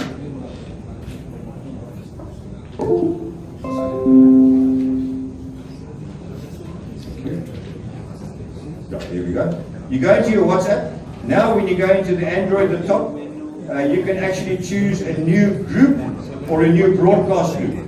That is an open group. Oh, where's the new group? There it is. That's an open group. That's a broadcast group. That's open, that's closed. Does that answer your question, sir? Yes, it does. Okay, thank you. So that's the new group, and that's an open group, and that's a broadcast group. This you only use to set up your computer. Never again. Okay? You got that? So you press, for Android guys, you press those 3 dots on the top, and there the window opens. That's an open group, that's a broadcast group. So you now choose a broadcast group as an example. Now you see all his participants, all Joshua's participants on our list. Now what we do is when people want to participate, we will create, let's say Archie as an example, and we'll put there R for Revelation of Hope 1. say that participant is on the Revelation of Hope group on your cell phone, group number 1. Or 6 months from now, that might be Anthony. Anthony is now R for Revelation, group 9. He's in group 9. So if anybody contacts you and says, listen, I'm going to South Africa on holiday for a month. Take me off the group and put me back on again when I let you know in 4 weeks' time. When he contacts you, you will see, this is Anthony. He's in Revelation group 9. You go to group 9, you eliminate him, you diarize it 4 weeks from now to put him back on a group there, not the same group, because he's now missed 4 studies. You're going to put him under another group that is now his next study. Do you understand what I'm saying? It'll be his next study. So by creating the contact and giving him the revelation, he's on the Revelation of Hope studies, or he's on the health studies, or he's on the It Is Written studies, and the group number makes it very easy for you in future. Very easy in future. Okay. Does that answer everybody's questions there? Right? Question. Yes. Who is responsible to arrange the group number 1? You. The digital evangelist. The digital evangelist receives the participant's name. He creates a contact on his cell phone. He creates the broadcast group on his cell phone and he puts that person on that group. Thereafter, he doesn't use his cell phone anymore. He uses his laptop or his desktop computer to do the studies every week. Does that answer your question? When he creates the contact, he then gives it an R for Revelation of Hope series. You don't want to write Revelation of Hope. You put R. Means automatic 1. So he's on group 1. Or maybe he's on group 3. So you put R3 behind his name. And then it goes on to now when you want to create the group, you just type in the top there R3. It will list all the participants that are R3. You just click and it goes onto the groups. Very, very simple. But that's why we need the technical support. The technical supporter on the group is the one that helps those digital evangelists to set all of this up. He's a knowledgeable person. He understands. He's done this before. He understands how it works, and he's there to help, etc., etc. Yes. So you need to say that one lesson is one group. You said it is Okay, one group will receive one this week. As an example, group 1 will receive lesson 1. Next week, group 1 will receive lesson 2. Next week, group 1 will receive lesson 3. And maybe now you've got people saying, I want to participate as well, and you start a new group, group 2. So next week, when you then group 1 gets lesson 4, group 2 gets lesson 1. So we create groups by lesson. Yes. Quite right. Quite right. Do you understand that? So, yes, sir. Another question: is there any way to reschedule the progress? The progress. The broadcast. Can we? Is there any way to reschedule the broadcast? To send out the studies automatically. Yes. Okay, we've been wanting that. We haven't found a program that does that yet. We haven't found one that does it yet. We're hoping that will come onto the market shortly, but we're not aware of anything yet. We've got to just, every week, we go in, we take the group, go onto the paperclip at the top, go into documents, put the voice note 1, check that it's delivered, put voice note 2, check that it's delivered, put voice note 3, check that it's delivered, 2, 6, and then we're done with group 1. Okay, I just want to explain this person's question again.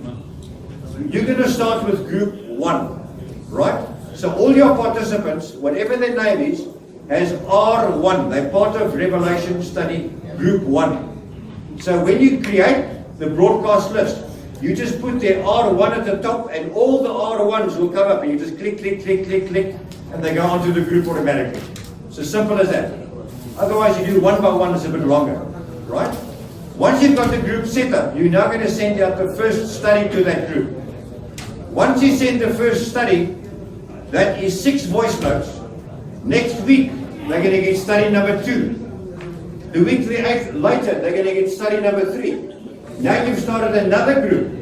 They're going to get study 1. So they'll be R2. Like I will show you on my computer, my groups are numbered. Okay, can you see here? That's the revelation about 1, 2, group 16, 15, 13, 12, 11, 10. My groups are numbered.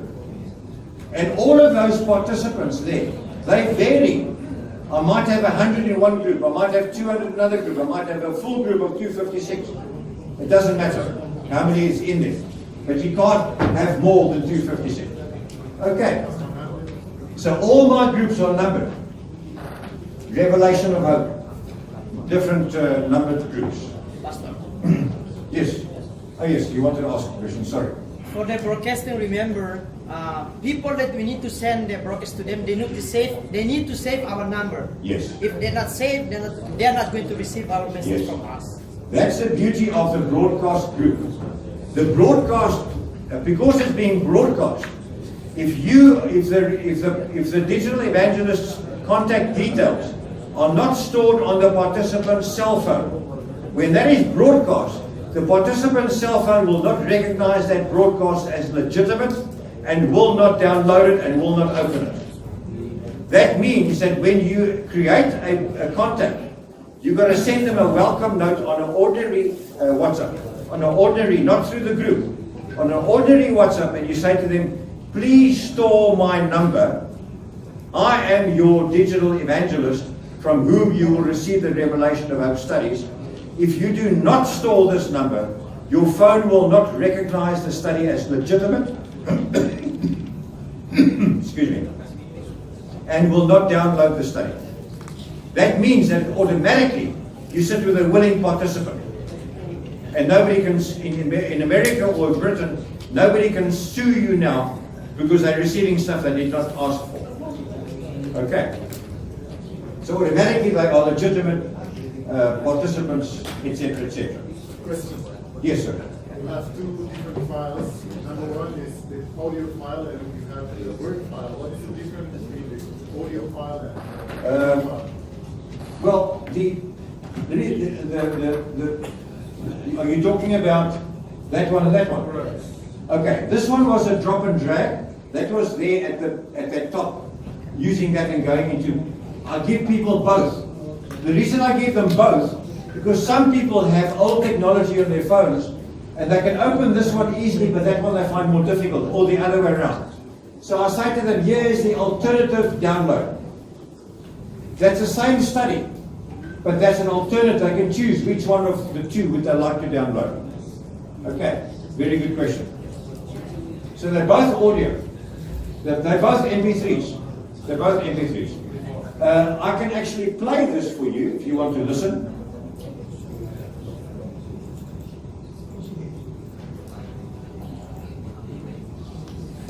It looks like it's not downloaded onto my phone. Oops. Can you connect it? Okay, no, let's show them another study. I'll show them another study. Okay, let's go here. Revelation of Hope. Okay. Sorry, that's the links. That's the wrong one. Okay, this is a study. This is just a random one. Revelation of Hope, Study 16, Voice Note 5. Satan and his angels are bound through a chain of circumstances on a desolate earth.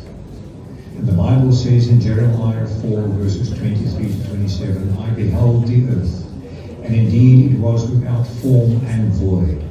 Okay, can you see that this voice note contains, it's 8 minutes 51 seconds long, and there's 6 of them.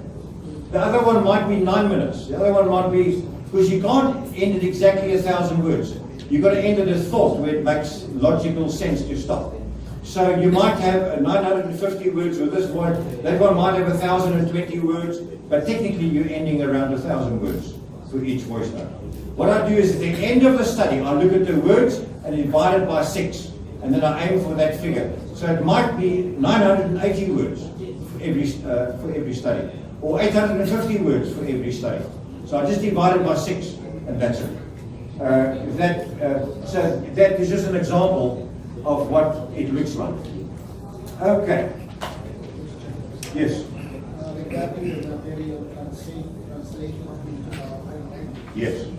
Since this material coming from you or GC, I don't know. Same thing.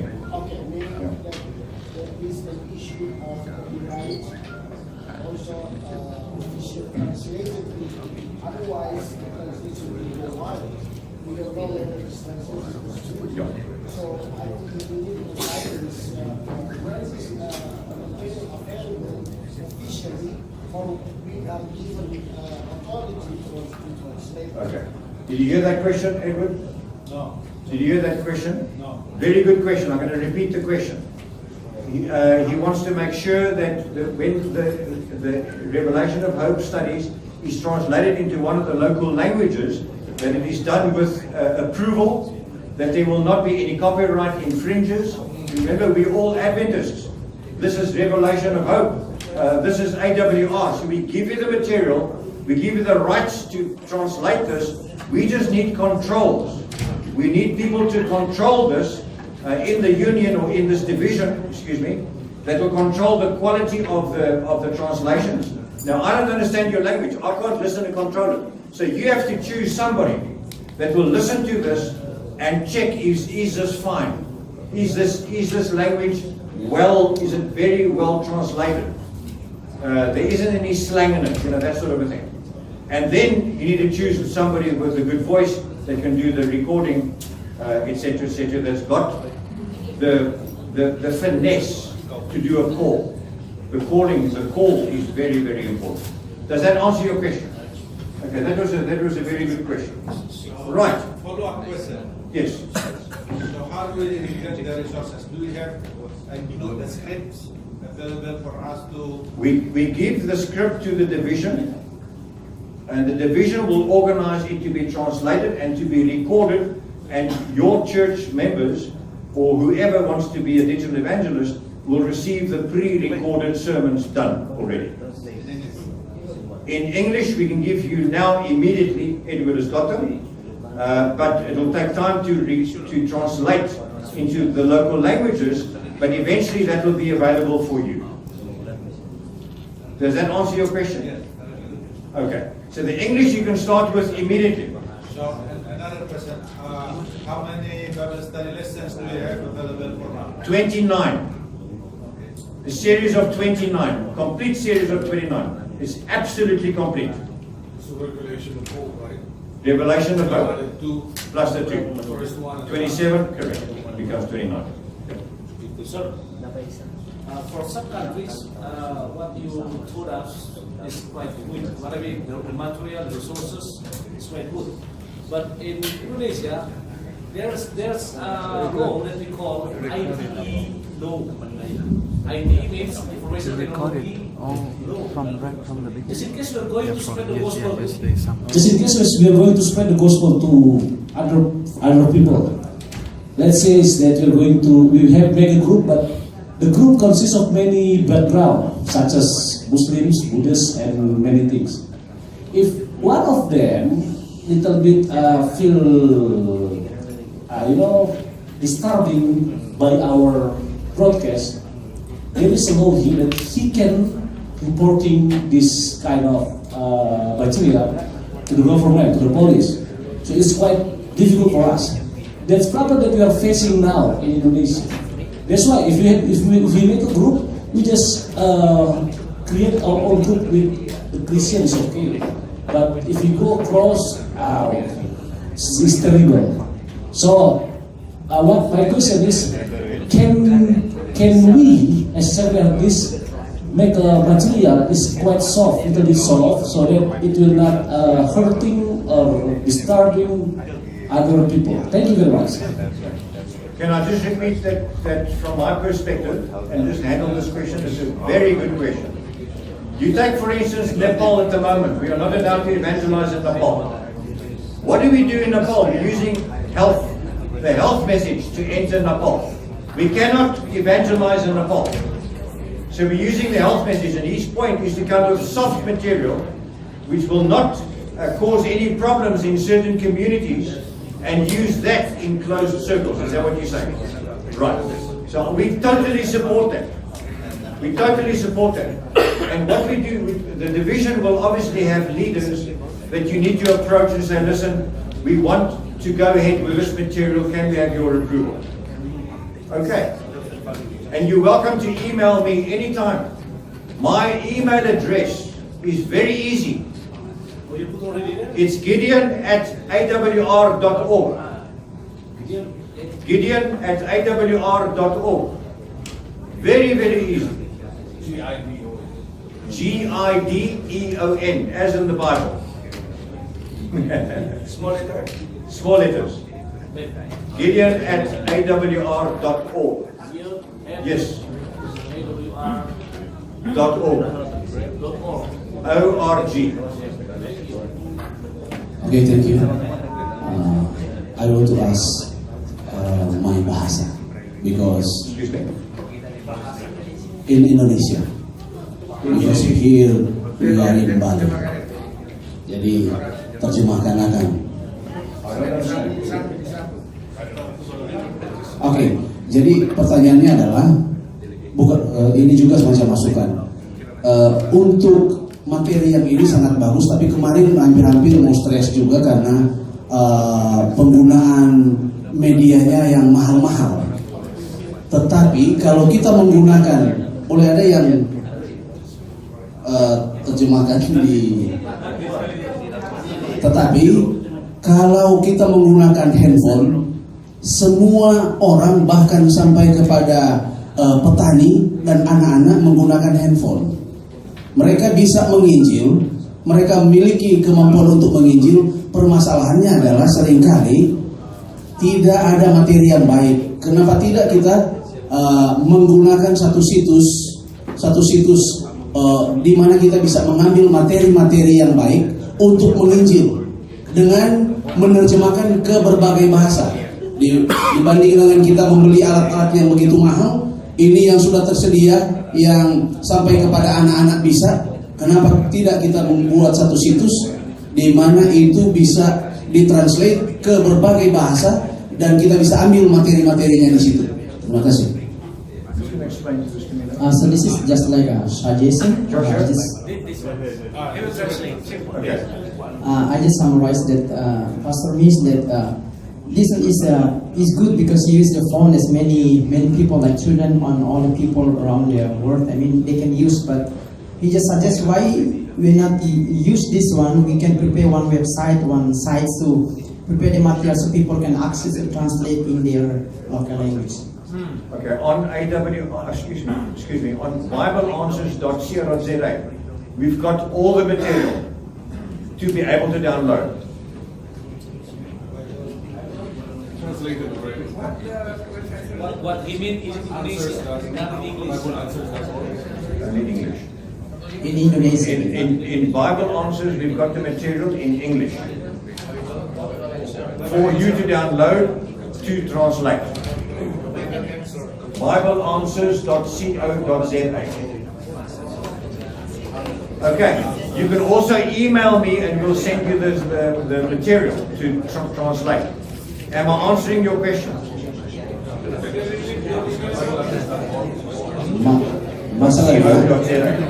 Jadi masalahnya gini.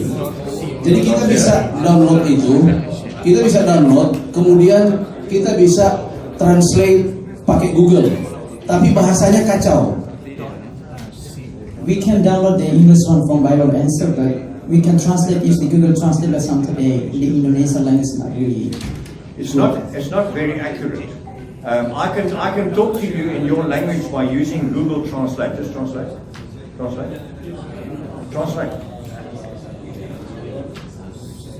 I can talk to you, but to do Bible study through Google Translate does not work. Does not work. Every time I translate, I use Google Translate. It takes me another, let's say, 20 minutes or half an hour to go through the study and change the sentences and make them correct. Do you understand? Okay. ZA. Now you got it. Now you got it. Now you got it.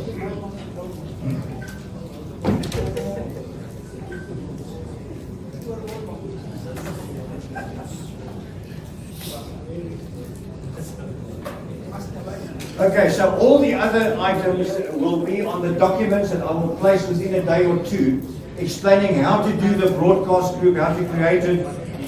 All of that will be on that facility within a day or two. Android, Apple, they will all be there. Right, I would like to, what does our time look like for you? What does our time look like? I need another 15 minutes and then I'm finished. Is that okay?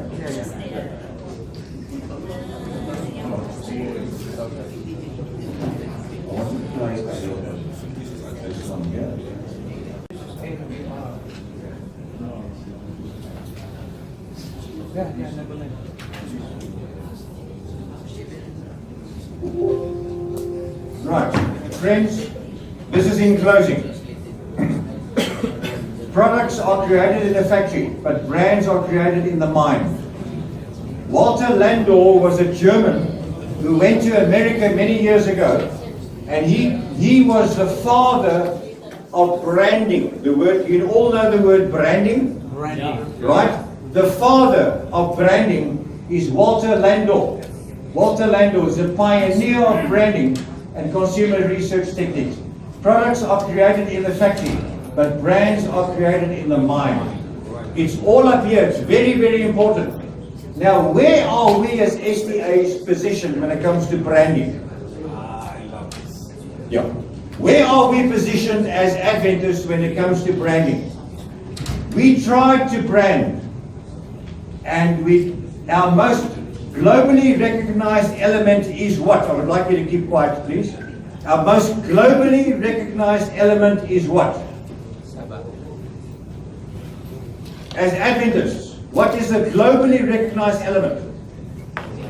That. Am I right? Right. We failed by using that. We failed horribly. In fact, when we as AWR went to Microsoft and Google, top management, we said to them, how can we as a church remarket, reposition, rebrand our church as a brand? They said to us the following: you guys should have been #1 in the world, but you are actually the worst. Because you've got all the schools, you've got all the universities, 183, whatever, I can't remember anymore. You've got 153,000 churches and home groups together. You've got 22 million church members in the world. You've got hospitals, but nobody knows who you are. I'll give you an example. I think it was in the Philippines. Neville told me this last week. One of the hospitals changed its name to Adventist Wara Wara Wara in the Philippines. And the people said, wow, we saw that the Adventists bought a new hospital. They've owned the hospital for 30 years or whatever. They just rebranded the hospital, and all of a sudden the people are noticing this is an Adventist hospital. So what we are busy doing, have you noticed all the emails worldwide is the same? Adventist. Right? The word Adventist is everywhere. So we have a rule now from GC that whatever we do has got to carry the word Adventist very prominently. 20 years ago we used to hide behind the word Adventist. Not anymore. We've got to use the word Adventist. It must be visible. We've got nothing to be ashamed of. Now, change is the law of life. Those who only look for the past, to the past or the present, are certain to miss the future. John F. Kennedy. Very profound statement there. Just let me go through this again. Change is the law of life. Those who only look to the past or the present are certain to miss the future. So our leadership in Washington, I really respect, because they are willing to change. They're willing to change. We've got to adapt to new technology, to new thinking, etc., etc. That is the law of life. It's changing. So the Adventist Church is willing to change. We are willing to reposition the Seventh-day Adventist community with a new brand. Now, what should that brand be? Now, we are in the digital age. Things have totally changed, and we now have opportunities to communicate branding like we've never had an opportunity in the past. It's never been easier to speak up, but it's never been harder to be heard. Never been harder to be heard. You know why? Look at this. The average person is bombarded with up to 5,000 brand messages every single day. Wow. You drive in the motor car, you see this billboard. The radio is on, you hear this advert. You see Coca-Cola there, you see Peter Stuyvesant cigarettes there in your mind.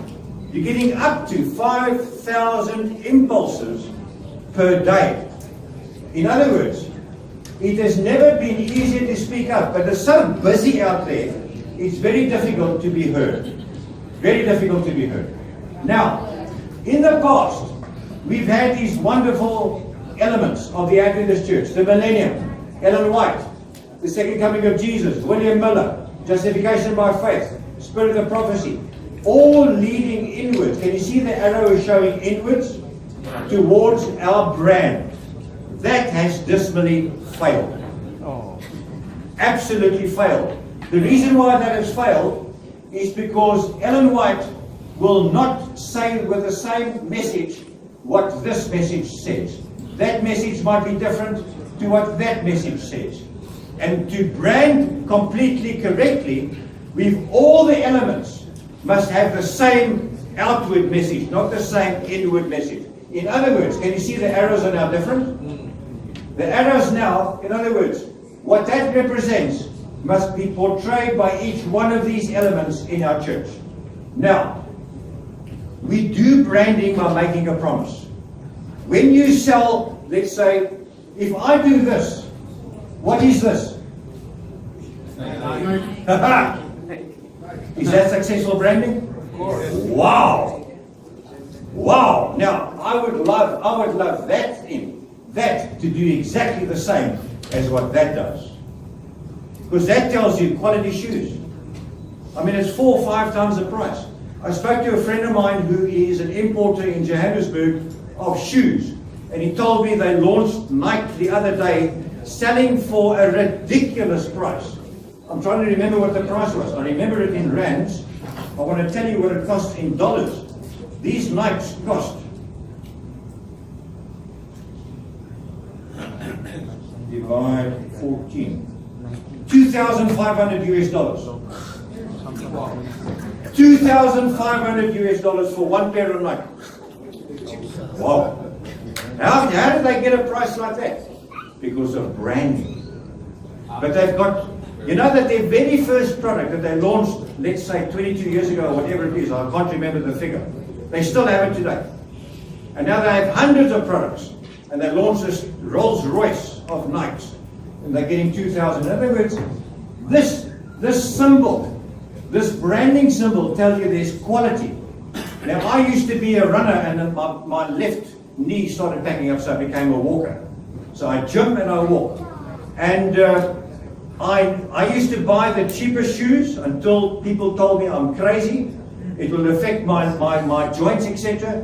I now wear the most expensive, good quality because of my skeleton that I've got to preserve. So any business, if you take Nike, that symbol gives you a promise of quality. Now, what is our promise? Or what should our promise be? Okay, let's look at it. Our promise should be such that we reposition ourselves as Adventists. Right. Now this symbol, let's go back to the symbol before I share the promise with you. This symbol, like all symbols, functions more as a container for attributed meaning than as a theological statement. That is not a theological statement. It's only a container for attributed meaning, right? And it is we Adventists that are members who give this symbol meaning. There's a lot of truth in that statement. A lot of truth in it. It is important that our most globally recognized element continues to be easily recognized. So in other words, every one of us, wherever we go in business or when we play or when we socialize, must extrude exactly the same branding message, make the same promise than any of those elements, any of those departments that we have in our church. So all of this has got to exude exactly the same promise. We've got to say one thing, the same thing. Now what happens when a brand doesn't keep their promise? You lose customers, or in our case, people distance themselves from our church because they can no longer trust us. Right, so the promise that we made in the past did not work. What was our promise in the past? 15 years ago. 15 years ago we branded this brand. We branded ourselves with that symbol and we made a promise. What was that promise? Not one of us can remember it. Hope. It failed miserably. None of us can remember it. It should be on the tip of our tongues. It should be everywhere. Hope. But it failed miserably. And we've lost customers. We've lost church members because we do not keep our promise. It's not as clear as that. That's very clear. Okay. So it's very important that every touch point, every local church, every hospital, every school, every website, every social media interaction, all radio, TV, publications, phone calls, every church member should say exactly the same thing and make exactly the same promise. Very, very important. Now, our previous brand promise, People of Hope, didn't work. I forgot I had it here, sorry. It didn't work. So it's not about your brand. When communicating a brand promise, the person you are serving must be the main focus of all communication. Nike are successful because their customers are happy with their shoes. That's why they buy Nike again and again and again and again. So it's not about the brand. It's around the person must be satisfied. Now, how can we satisfy our customers, our participants as digital evangelists, or whatever position you carry in the church? How can you satisfy your brand promise so that your participant becomes loyal to you as an Adventist? Right, the promise checklist. It must focus on the customer, not the brand. In other words, whatever branding we do must satisfy the participant or the person that's looking at Adventism. What is he looking for? Are we answering his questions or are we not? Are we addressing his issues or are we not? These must be delivered through every touch point. In other words, our hospitals, your local church, your voice of prophecy, everything must talk the same promise and make the same brand promise. Right, they must include the essence of the brand and the reason for its existence.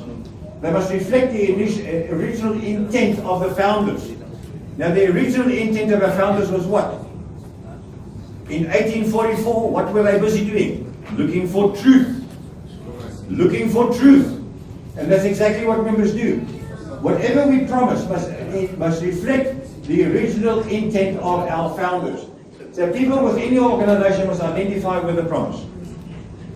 So every one of us as church members must extrude this promise. We must walk this promise. We must talk the walk, etc., etc. Right, now what is our promise? Here it is. That's it. We can help you to understand the Bible, to find freedom, healing, and hope in Jesus. That is amazing. Not, I will force it down your throat. Not, I will teach you. I will assist you. I will help you to understand the Bible. In other words, to find truth, to find freedom, healing, and hope in Jesus. That says it all. This is now, from today onwards, your new brand as an Adventist. Amen. Isn't it stunning? Yes. Right. Now, every person must understand the truth for themselves. There is no brainwashing, no manipulation, no coercion. So when somebody knocks on your door and says, why are you an Adventist? Then there's no brainwashing. You're going to help them, not teach them. There's not knock the truth into their head, not force them or coerce them, but you're going to help them to understand the Bible, to thereby find freedom, healing, and hope in Jesus. Number 2, beyond cognitive Bible studies. The promise is not that we will teach the Bible, but that we will help everyone understand it. We must invite them to take time off work and spend the Sabbath with our families so that they can understand the Sabbath and see how we experience the Sabbath. Without Jesus-like relationships, no one can really understand the Bible. We've got to lead people to Jesus. If you are sending out 1,000 Bible studies once a week, and you are not touching lives, and you are not changing lives, you have failed in your commission of Matthew 28, verses 19 and 20.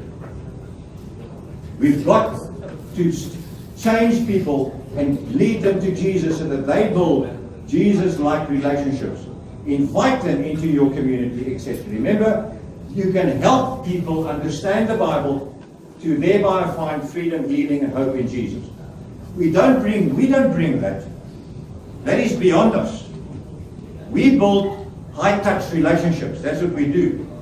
The Holy Spirit takes us further. People can only find freedom, healing, and hope in Jesus. That's the only source of this. None of us possess that. And God will use our schools, our hospitals, our churches, digital evangelism, whatever, to deliver on His promise. And God will use you to deliver on this promise. And our promise, however, is helping them to understand the Bible so that they can get to know Jesus for themselves. So remember, this is our brand. We can help you understand the Bible to find freedom, healing, and hope in Jesus. Now, our pioneers, number 4, were fulfilling this promise even before we had a name. We only were an organized organization in 1863 for the first time. So for 19 years, this few hundred people were getting into an organized system. And that Advent movement, before and after the Great Disappointment, had existed to help people understand the Bible. They were Bible students. They were searching for truth. They were disappointed after 1844, etc. So that just drove them. Most people went back to their Sunday churches. But this core group, that is today us, existed, and they just plowed themselves into the Bible, trying to find truth. And this happened through Bible studies and an invitation to community that lived what they had learned. Remember that our brand is to help you to understand the Bible, to find freedom, healing, and hope in Jesus. Number 5, our promise is for every human being, including our own members. Every Seventh-day Adventist is in a constant search to understand the Bible more and more. One thing that I really appreciate about my church is our Sabbath school lesson study. It is the most wonderful, I just love the Sabbath school lesson study. We really understand the Bible more and more because we are the only church community that really studies the Bible. This promise is not just for future members. This promise is obviously for future members, but this is also for the current members. So we will also help, you and I must also help the people sitting next to us in the pew so that they can find hope, freedom, and joy, etc. in Jesus. Right, freedom, healing, and hope in Jesus. Now we are already delivering on this promise. Every touch point is already fulfilling this promise, but they're doing it individually, not with one global Adventist promise. Now, from now on, we have one global, one same Adventist promise everywhere. So all our local churches, all our hospitals, all our schools, all our websites, everything has got to, and every touch point has got to say, make the same promise, which is, we can help you understand the Bible to find freedom, healing, and hope in Jesus. As you walk into the church, we all have notice boards. This has got to be prominently displayed in every single congregation around the world. The same wording must be prominently displayed in every single organization. Right. Freedom, healing, and hope. Freedom reflected through our schools and doctrines, especially salvation of the Sabbath. The Sabbath is the most wonderful thing. There are very few Adventists that really understand the Sabbath. The Sabbath points to Jesus. The Sabbath is quality time with God, set aside by God for a relationship with us. It's an eternal sign and a reminder that we were made in the image of God for an eternal purpose. You know what that word "in the image of God" means? In the image of God means that we were made to be in a relationship with the Godhead. And that was, we were robbed of that by the entrance of sin. He set it aside, the Sabbath. He set the Sabbath aside as a reminder of who He is. The Sabbath is a sign of God's creative power to rest and to reconnect with God. It's time for that. The Sabbath is a memorial of creation. It's time for worshiping God. It's family time. Quality time uninterrupted by work and secular concerns. Time made holy by our Creator so that we can grow in His presence and grow in His love. Sabbath is your assurance of His power to recreate. It's a sign of true freedom. We have to invite people that are non-Adventists to spend a Sabbath with us, to take them to church with us, to participate in potluck afterwards, or go to our homes and have lunch with us, so that they can experience the rest, the true freedom that Sabbath actually gives. Because this is part of the freedom that the Sabbath offers. And we need to get people to experience that with us, so that they can get a foretaste of that. Now, healing reflected in the health message, forgiveness and community of development. One of our biggest problems that we have in the church now is forgiveness. I did a whole series on forgiveness at a camp meeting last year. I spent 11 months studying one subject, forgiveness. 11 months, an hour and a half every day for 11 months. I studied one Bible book that doesn't use the word forgiveness, and it only talks about forgiveness. Do you know what book that is? Philemon. One chapter, a few verses. I spent 11 months studying the book of Philemon. And I designed, I think, 6 sermons on forgiveness. Forgiveness causes peace and happiness. And through the removal of grievances and blame towards others, and thereby protect yourself from self-destructive hurt. If you do not forgive somebody, it's like you saying, listen, I'm going to drink this poison so I can get to him. I'm going to drink this poison so I can hurt him. You're killing yourself. So, forgiveness is a very important point, but the most important one is Matthew 6 verses 14 and 15. Matthew 6, 14 and 15 says, just after the Lord taught the disciples the Lord's Prayer, He explained to them, listen, if you do not forgive others, I will not forgive you. It's very important for us to be a forgiving community. And when people spend time with us, they will also learn the healing process that forgiveness offers. Very, very important. And then hope, obviously. Hope is reflected in our belief that God will send Jesus soon to come and fetch us. That is what we hope for. That was part of our first promise that we made 15 years ago that didn't really work. So our brand is we can help you to understand the Bible, to find freedom, healing and hope in Jesus. And this is what we do. People can find other organizations that may provide a much better contemporary worship. If they want to dance around in church for Sabbath or Sunday or whatever, go to another church. We don't do that. We don't do that. They can find other organizations, other churches. What is that church? Hillsong. Oh, my goodness. My hair that I haven't got stands straight up when I just see them in action. It's like one massive concert in church. It's terrible. So they can go there. If they want entertaining, they can go there. But if they want hope, to truly understand the Bible, they must come to Adventists if they want hope. We've got the answers. Hillsong doesn't have any answers. That's entertainment. That's entertainment. Both contemporary and traditional Adventists are already delivering on this promise. We need to help you to understand the Bible, to find freedom, healing, and hope in Jesus. And this is the last point. We must get better at this. With a brand worldwide, we must continue to develop the absolute best tools for helping people to understand the Bible. This is why we're looking at content. We're looking at immersion.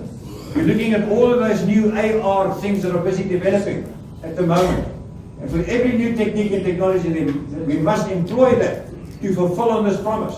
That's why I wrote that article for GC, so that we can keep up to date and keep looking at new technology and develop, etc., etc. So my friend, you can help others to understand the Bible, to find freedom, healing, and hope in Jesus. Oh, there's another one, sorry. We need to provide relational ministries. Local churches all over the world are building relationships with communities and their friends. Many have been waiting for years for them to ask spiritual questions that doesn't often happen. So when we create relational ministries, that allows people to communicate with us, to interact with us, to get to know us better, and then to become Adventists. This promise provides a simple invitation for everyone willing to discover the new depth to the Bible. So when you, once again, look at our brand now that we've got, does our brand focus on the customer? Yes, it does. Does it focus on the brand? No, it doesn't. It focuses on the customer. We will help you to understand the Bible better. Does it deliver through every touch point? Yes. Whatever department you work in, please, this has got to be prominently displayed in the front door. Even on the carpet where you wipe your feet, we will help you to understand the Bible. You must be able to see it everywhere. Wear t-shirts. Brand yourself. Does our promise now include the essence of the brand and the reason for its existence? Yes, very much so. Does our brand now reflect the original intent of the fathers to find truth? Yes, no doubt about that. The people within your organization must identify with this promise. From now on, we will be doing that. Isn't that amazing? If there's any feedback on this, I'm obliged to give it to GC. You're welcome to email me, etc., etc. Friends, I want to close with the following statement.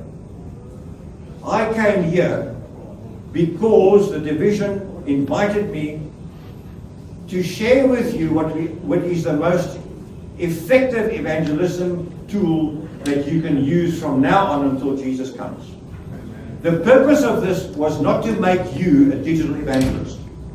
The purpose was to expose to you the new system so you can go back to your churches, go back to your unions, go back to your conferences, and write me emails and invite me to come to your conferences so we can get all the senior youth together, all the church leaders in that conference together, with one massive hall 10 times this size. So we can get 1,000 people there, and in one Sabbath from 9:30 till 6 o'clock that night, I will do there what I did in 2 days here. Right? Never will do it, or I will do it. And we will then, after that, get those people to commit themselves to digital evangelism, and from there we will have a core team of about 10 or 11 or 12 people. They will be computer experts. We will then train them. They will then choose a team leader. That team leader and I will work together, and that team will then go from church to church and train within that conference. So that's why I came. And I need your help to open the doors so that we can start doing that in your conferences. Thank you very much. It's been my pleasure. Since you talk about the brand or logo, I have a quick question regarding to that logo. So, as we are as a communicator, we are as Seventh-day Baptist communicator, should answer many questions from the church members, right? My question is, when you talk about brand or logo, there's a good thing that Seventh-day Adventists own. But the problem is, when we look into the internet, wow, there are many websites that paralyze us with the Catholic and the false prophet. And there are some members who asking me, they said, Pastor, why we change the logo, the brand that we have long time ago, 17 years ago, yeah? If I'm not mistaken, it was 1997, is that right? Yeah. Now, why we change that logo? That's a good logo with 3 angel message and blah blah blah blah.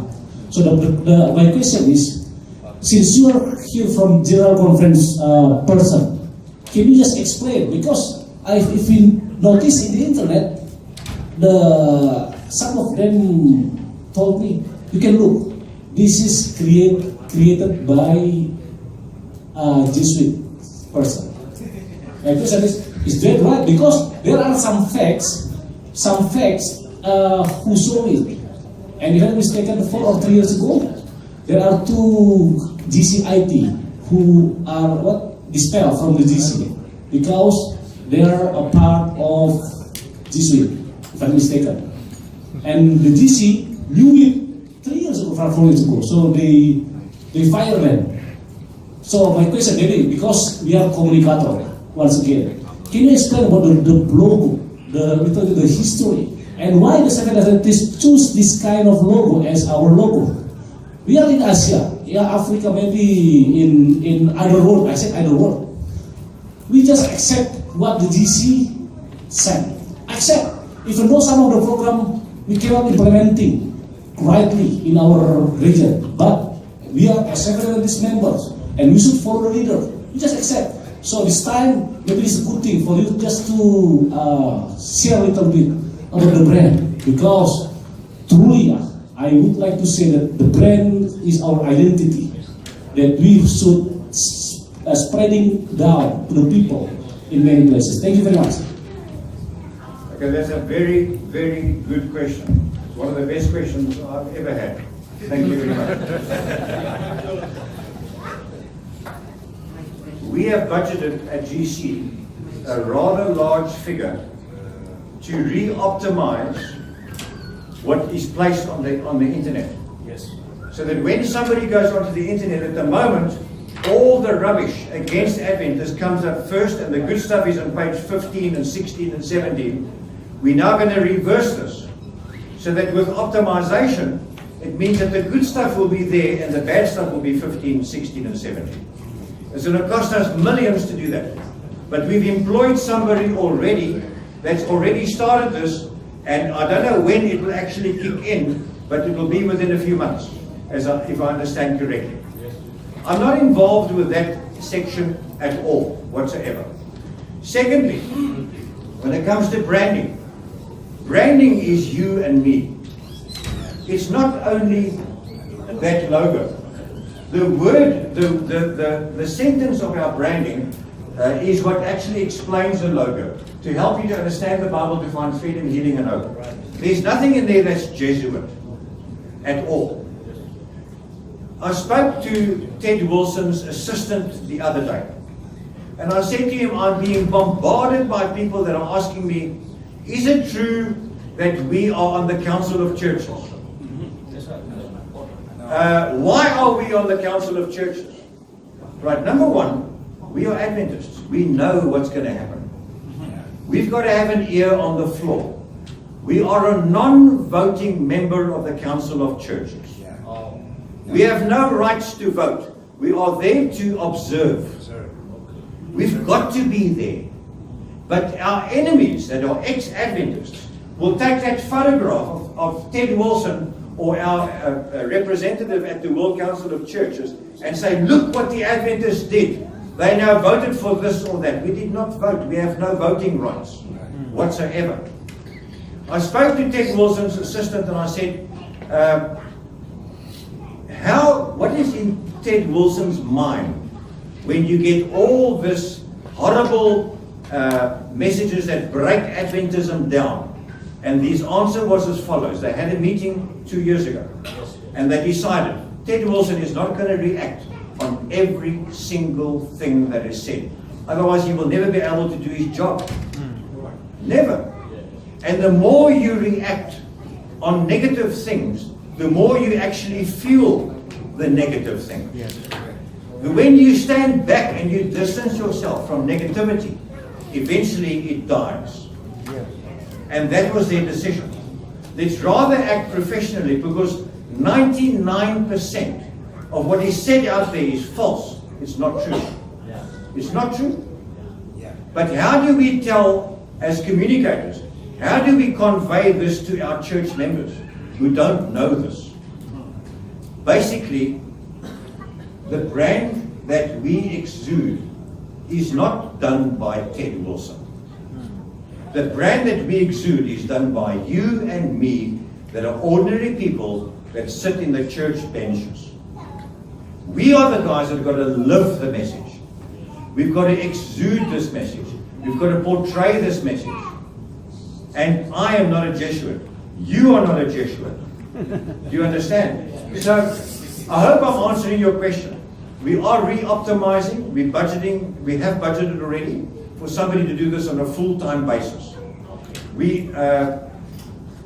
When we trained the ministers in the Arizona conference, I went to San Francisco on business, and Neville went to Los Angeles with Dwayne McKee. Did I tell you this yesterday? I can't remember. With Dwayne McKee, with Kent Sharp, and with Sam Nevis.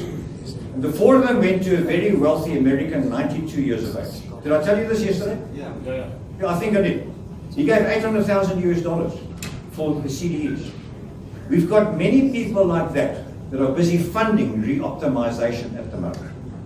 Okay, so they're busy funding re-optimization so that we can move forward and get things corrected on the internet.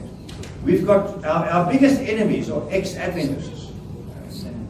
Our biggest enemies are ex-Adventists. More to fear from within. Absolutely. So they will take something and absolutely twist it.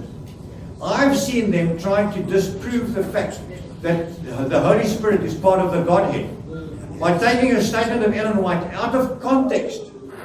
And out of context it looks like she says that, but she doesn't say that. Look at the context. So whenever you as a communicator receives a question from a church member or from anybody, ask them for the quote. Where did they find the quote? Go and read up, look at the context of that quote, and then answer them correctly according to that. I hope that answers your question. Another one, sir. Since we are a communicator and Excuse me? since all of us here are as a communicator of Seventh Adventists in West East and some part of Asia, there are some issues that we can see in the internet, especially daily or weekly. I read one of the magazine we call it Spectrum. Maybe you know that Spectrum. Oh, Spectrum. Spectrum magazine, right? Very bad magazine. Yeah, very bad magazine. Nah. Very bad. Very liberal. Everything that the GC research or photo was they put it there. Recently, they said that the Europe have their own decision regarding to the annual year Women's ordination.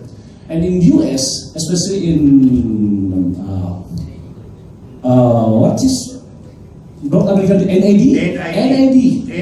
Since they are separate, since their building already separate since 2 years ago, they have their own decision.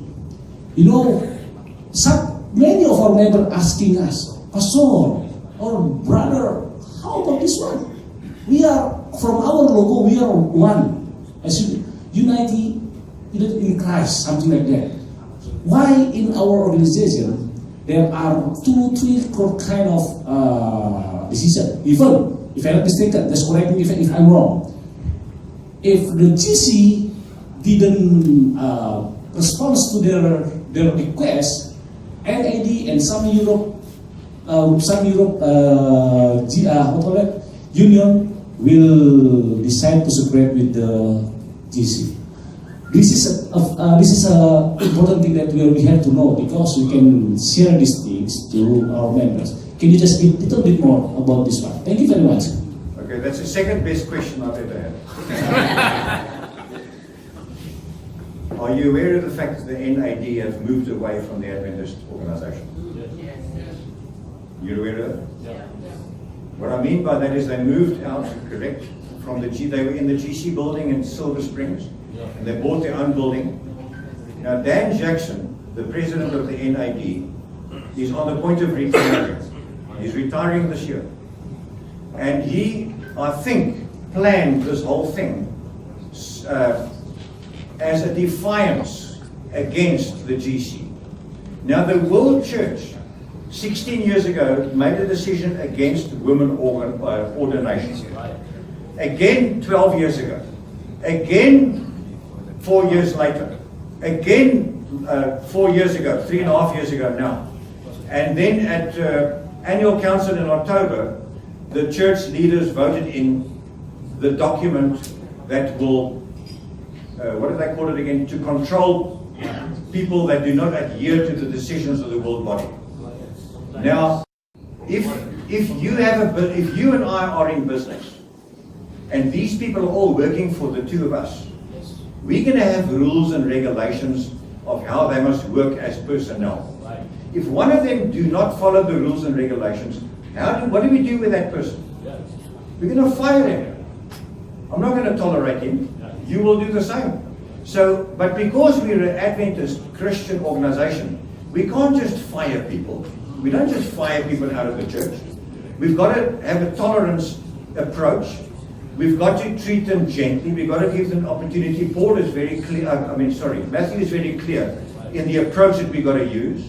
To go and talk to them individually, then bring the church leadership, then take them to the church board, then take them to the church meeting, an open meeting, etc., and then obviously discipline them if it's necessary. Right, so we've gone through all of those processes. It looks like they've planned this ahead of time, got their own building 2 years ago, moved out of the GC. Now they decided a month ago to withhold their tithes. They are not paying their tithes over to GC anymore. Now, I don't know Americans very well. I go there a few times, and because I'm now training churches, I'm getting to know the people that's sitting in the church benches. I find the leadership liberal. I find the church members conservative. I predict that the church members are not going to pay their tithes to NAD anymore. They're going to give it directly to GC. Some are already doing that. Yes, it's already happening. So all departments at GC's budgets have been cut by 25% because the NAD contribute 25% to the GC's budget.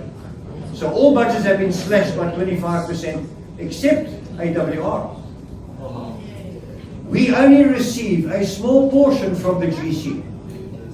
People give donations that keep this ministry afloat. It's the most healthy financial entity of the GC is AWR. Okay, this is almost not affecting us. 25% of our budget comes from the GC. So if they're taking 25% away of our budget, it's a small little percentage of our big budget. You understand? So we're almost not affected. Praise God for that. The whole issue is defiance against women ordination. Do you understand mysticism? Yeah. Okay, mysticism is a massive subject. Right. I can email, I will put it on that same QR code, when I get back to Johannesburg, a little booklet written by Dennis Phoebe, very respected theologian in our church, that explains mysticism. Mysticism has crept into our church, but not only our church, into all denominations the last 200 years. This is Satan's way of diluting religious churches. He's not worried about the Sunday churches. He's worried about the Adventists. But he's using other churches to water down the Adventism. Now, what has happened in the past is we have doctors and professors today at Andrews, at Loma Linda, etc., that got doctorates from, let's say, for instance, Fuller University. It's a Catholic institution. So now the guy walks away with a Catholic doctorate, and he brings that stuff into the Adventist church. So that is how Satan is using the other organizations to dilute the truth. And this over the years has affected us. We spoke about somebody like Gerard Hassel last night, my friend and I. And very respected conservative theologian. And we're having less and less of them in our church. We are entering a period of the shaking very, very shortly. This church will seem like it's going to fall and fall on its knees and fall apart. Ellen White says it will look like it will happen, but it will not happen. There will be a remnant of the remnant that will come out of this, that will be awaiting. They'll be part of the 144,000 that will be awaiting the second coming of Christ. As an Adventist, I would welcome a shaking.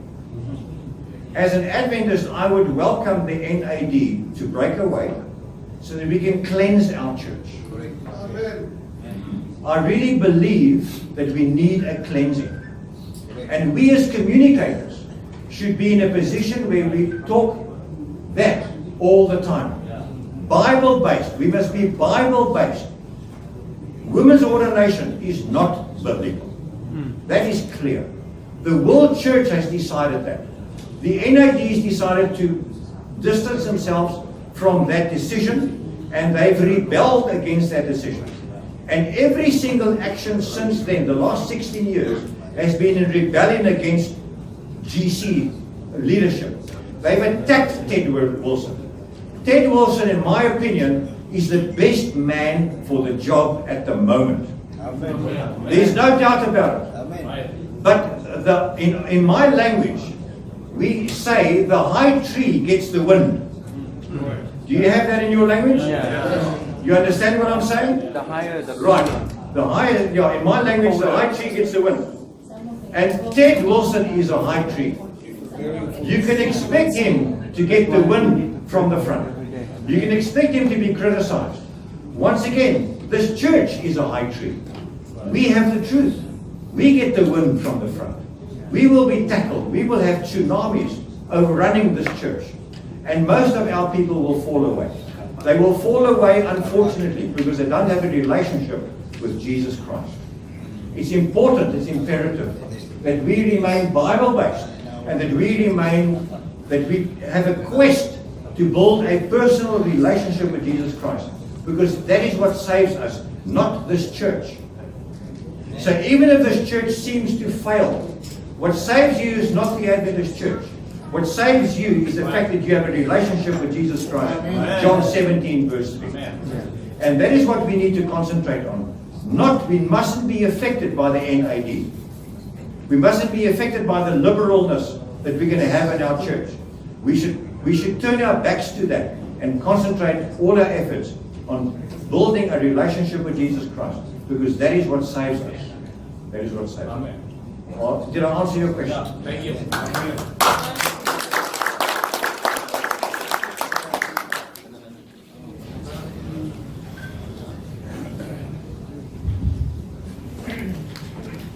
On behalf of Southern Asia Pacific Division, we'd like to thank Pastor Gideon Pelser. Thank you so much. While you were speaking, I was communicating with the GC communication team. And I told them Gideon Pelser is here in Bali and is doing an excellent job promoting the cell phone ministry and the Adventist brand. And they all said, some of them said, oh, praise the Lord, man. Give our regards to him. Thank you so much. We really appreciate your presence. Thank you. You came all the way very far from South Africa just to be with us. And we would like to make sure that we will implement what you have taught us these past 2 days. And I appreciate your interactions, the questions that you ask. It means that you care for your church. Amen. That is very important for us, especially the last part, the branding part, is very close to my heart. We need the Adventist brand. So Brother Gideon just gave us the basic, the most important part about branding. That's the ABC of branding, actually. Right? So thank you very much. I was thinking, wow, this is the essence of branding.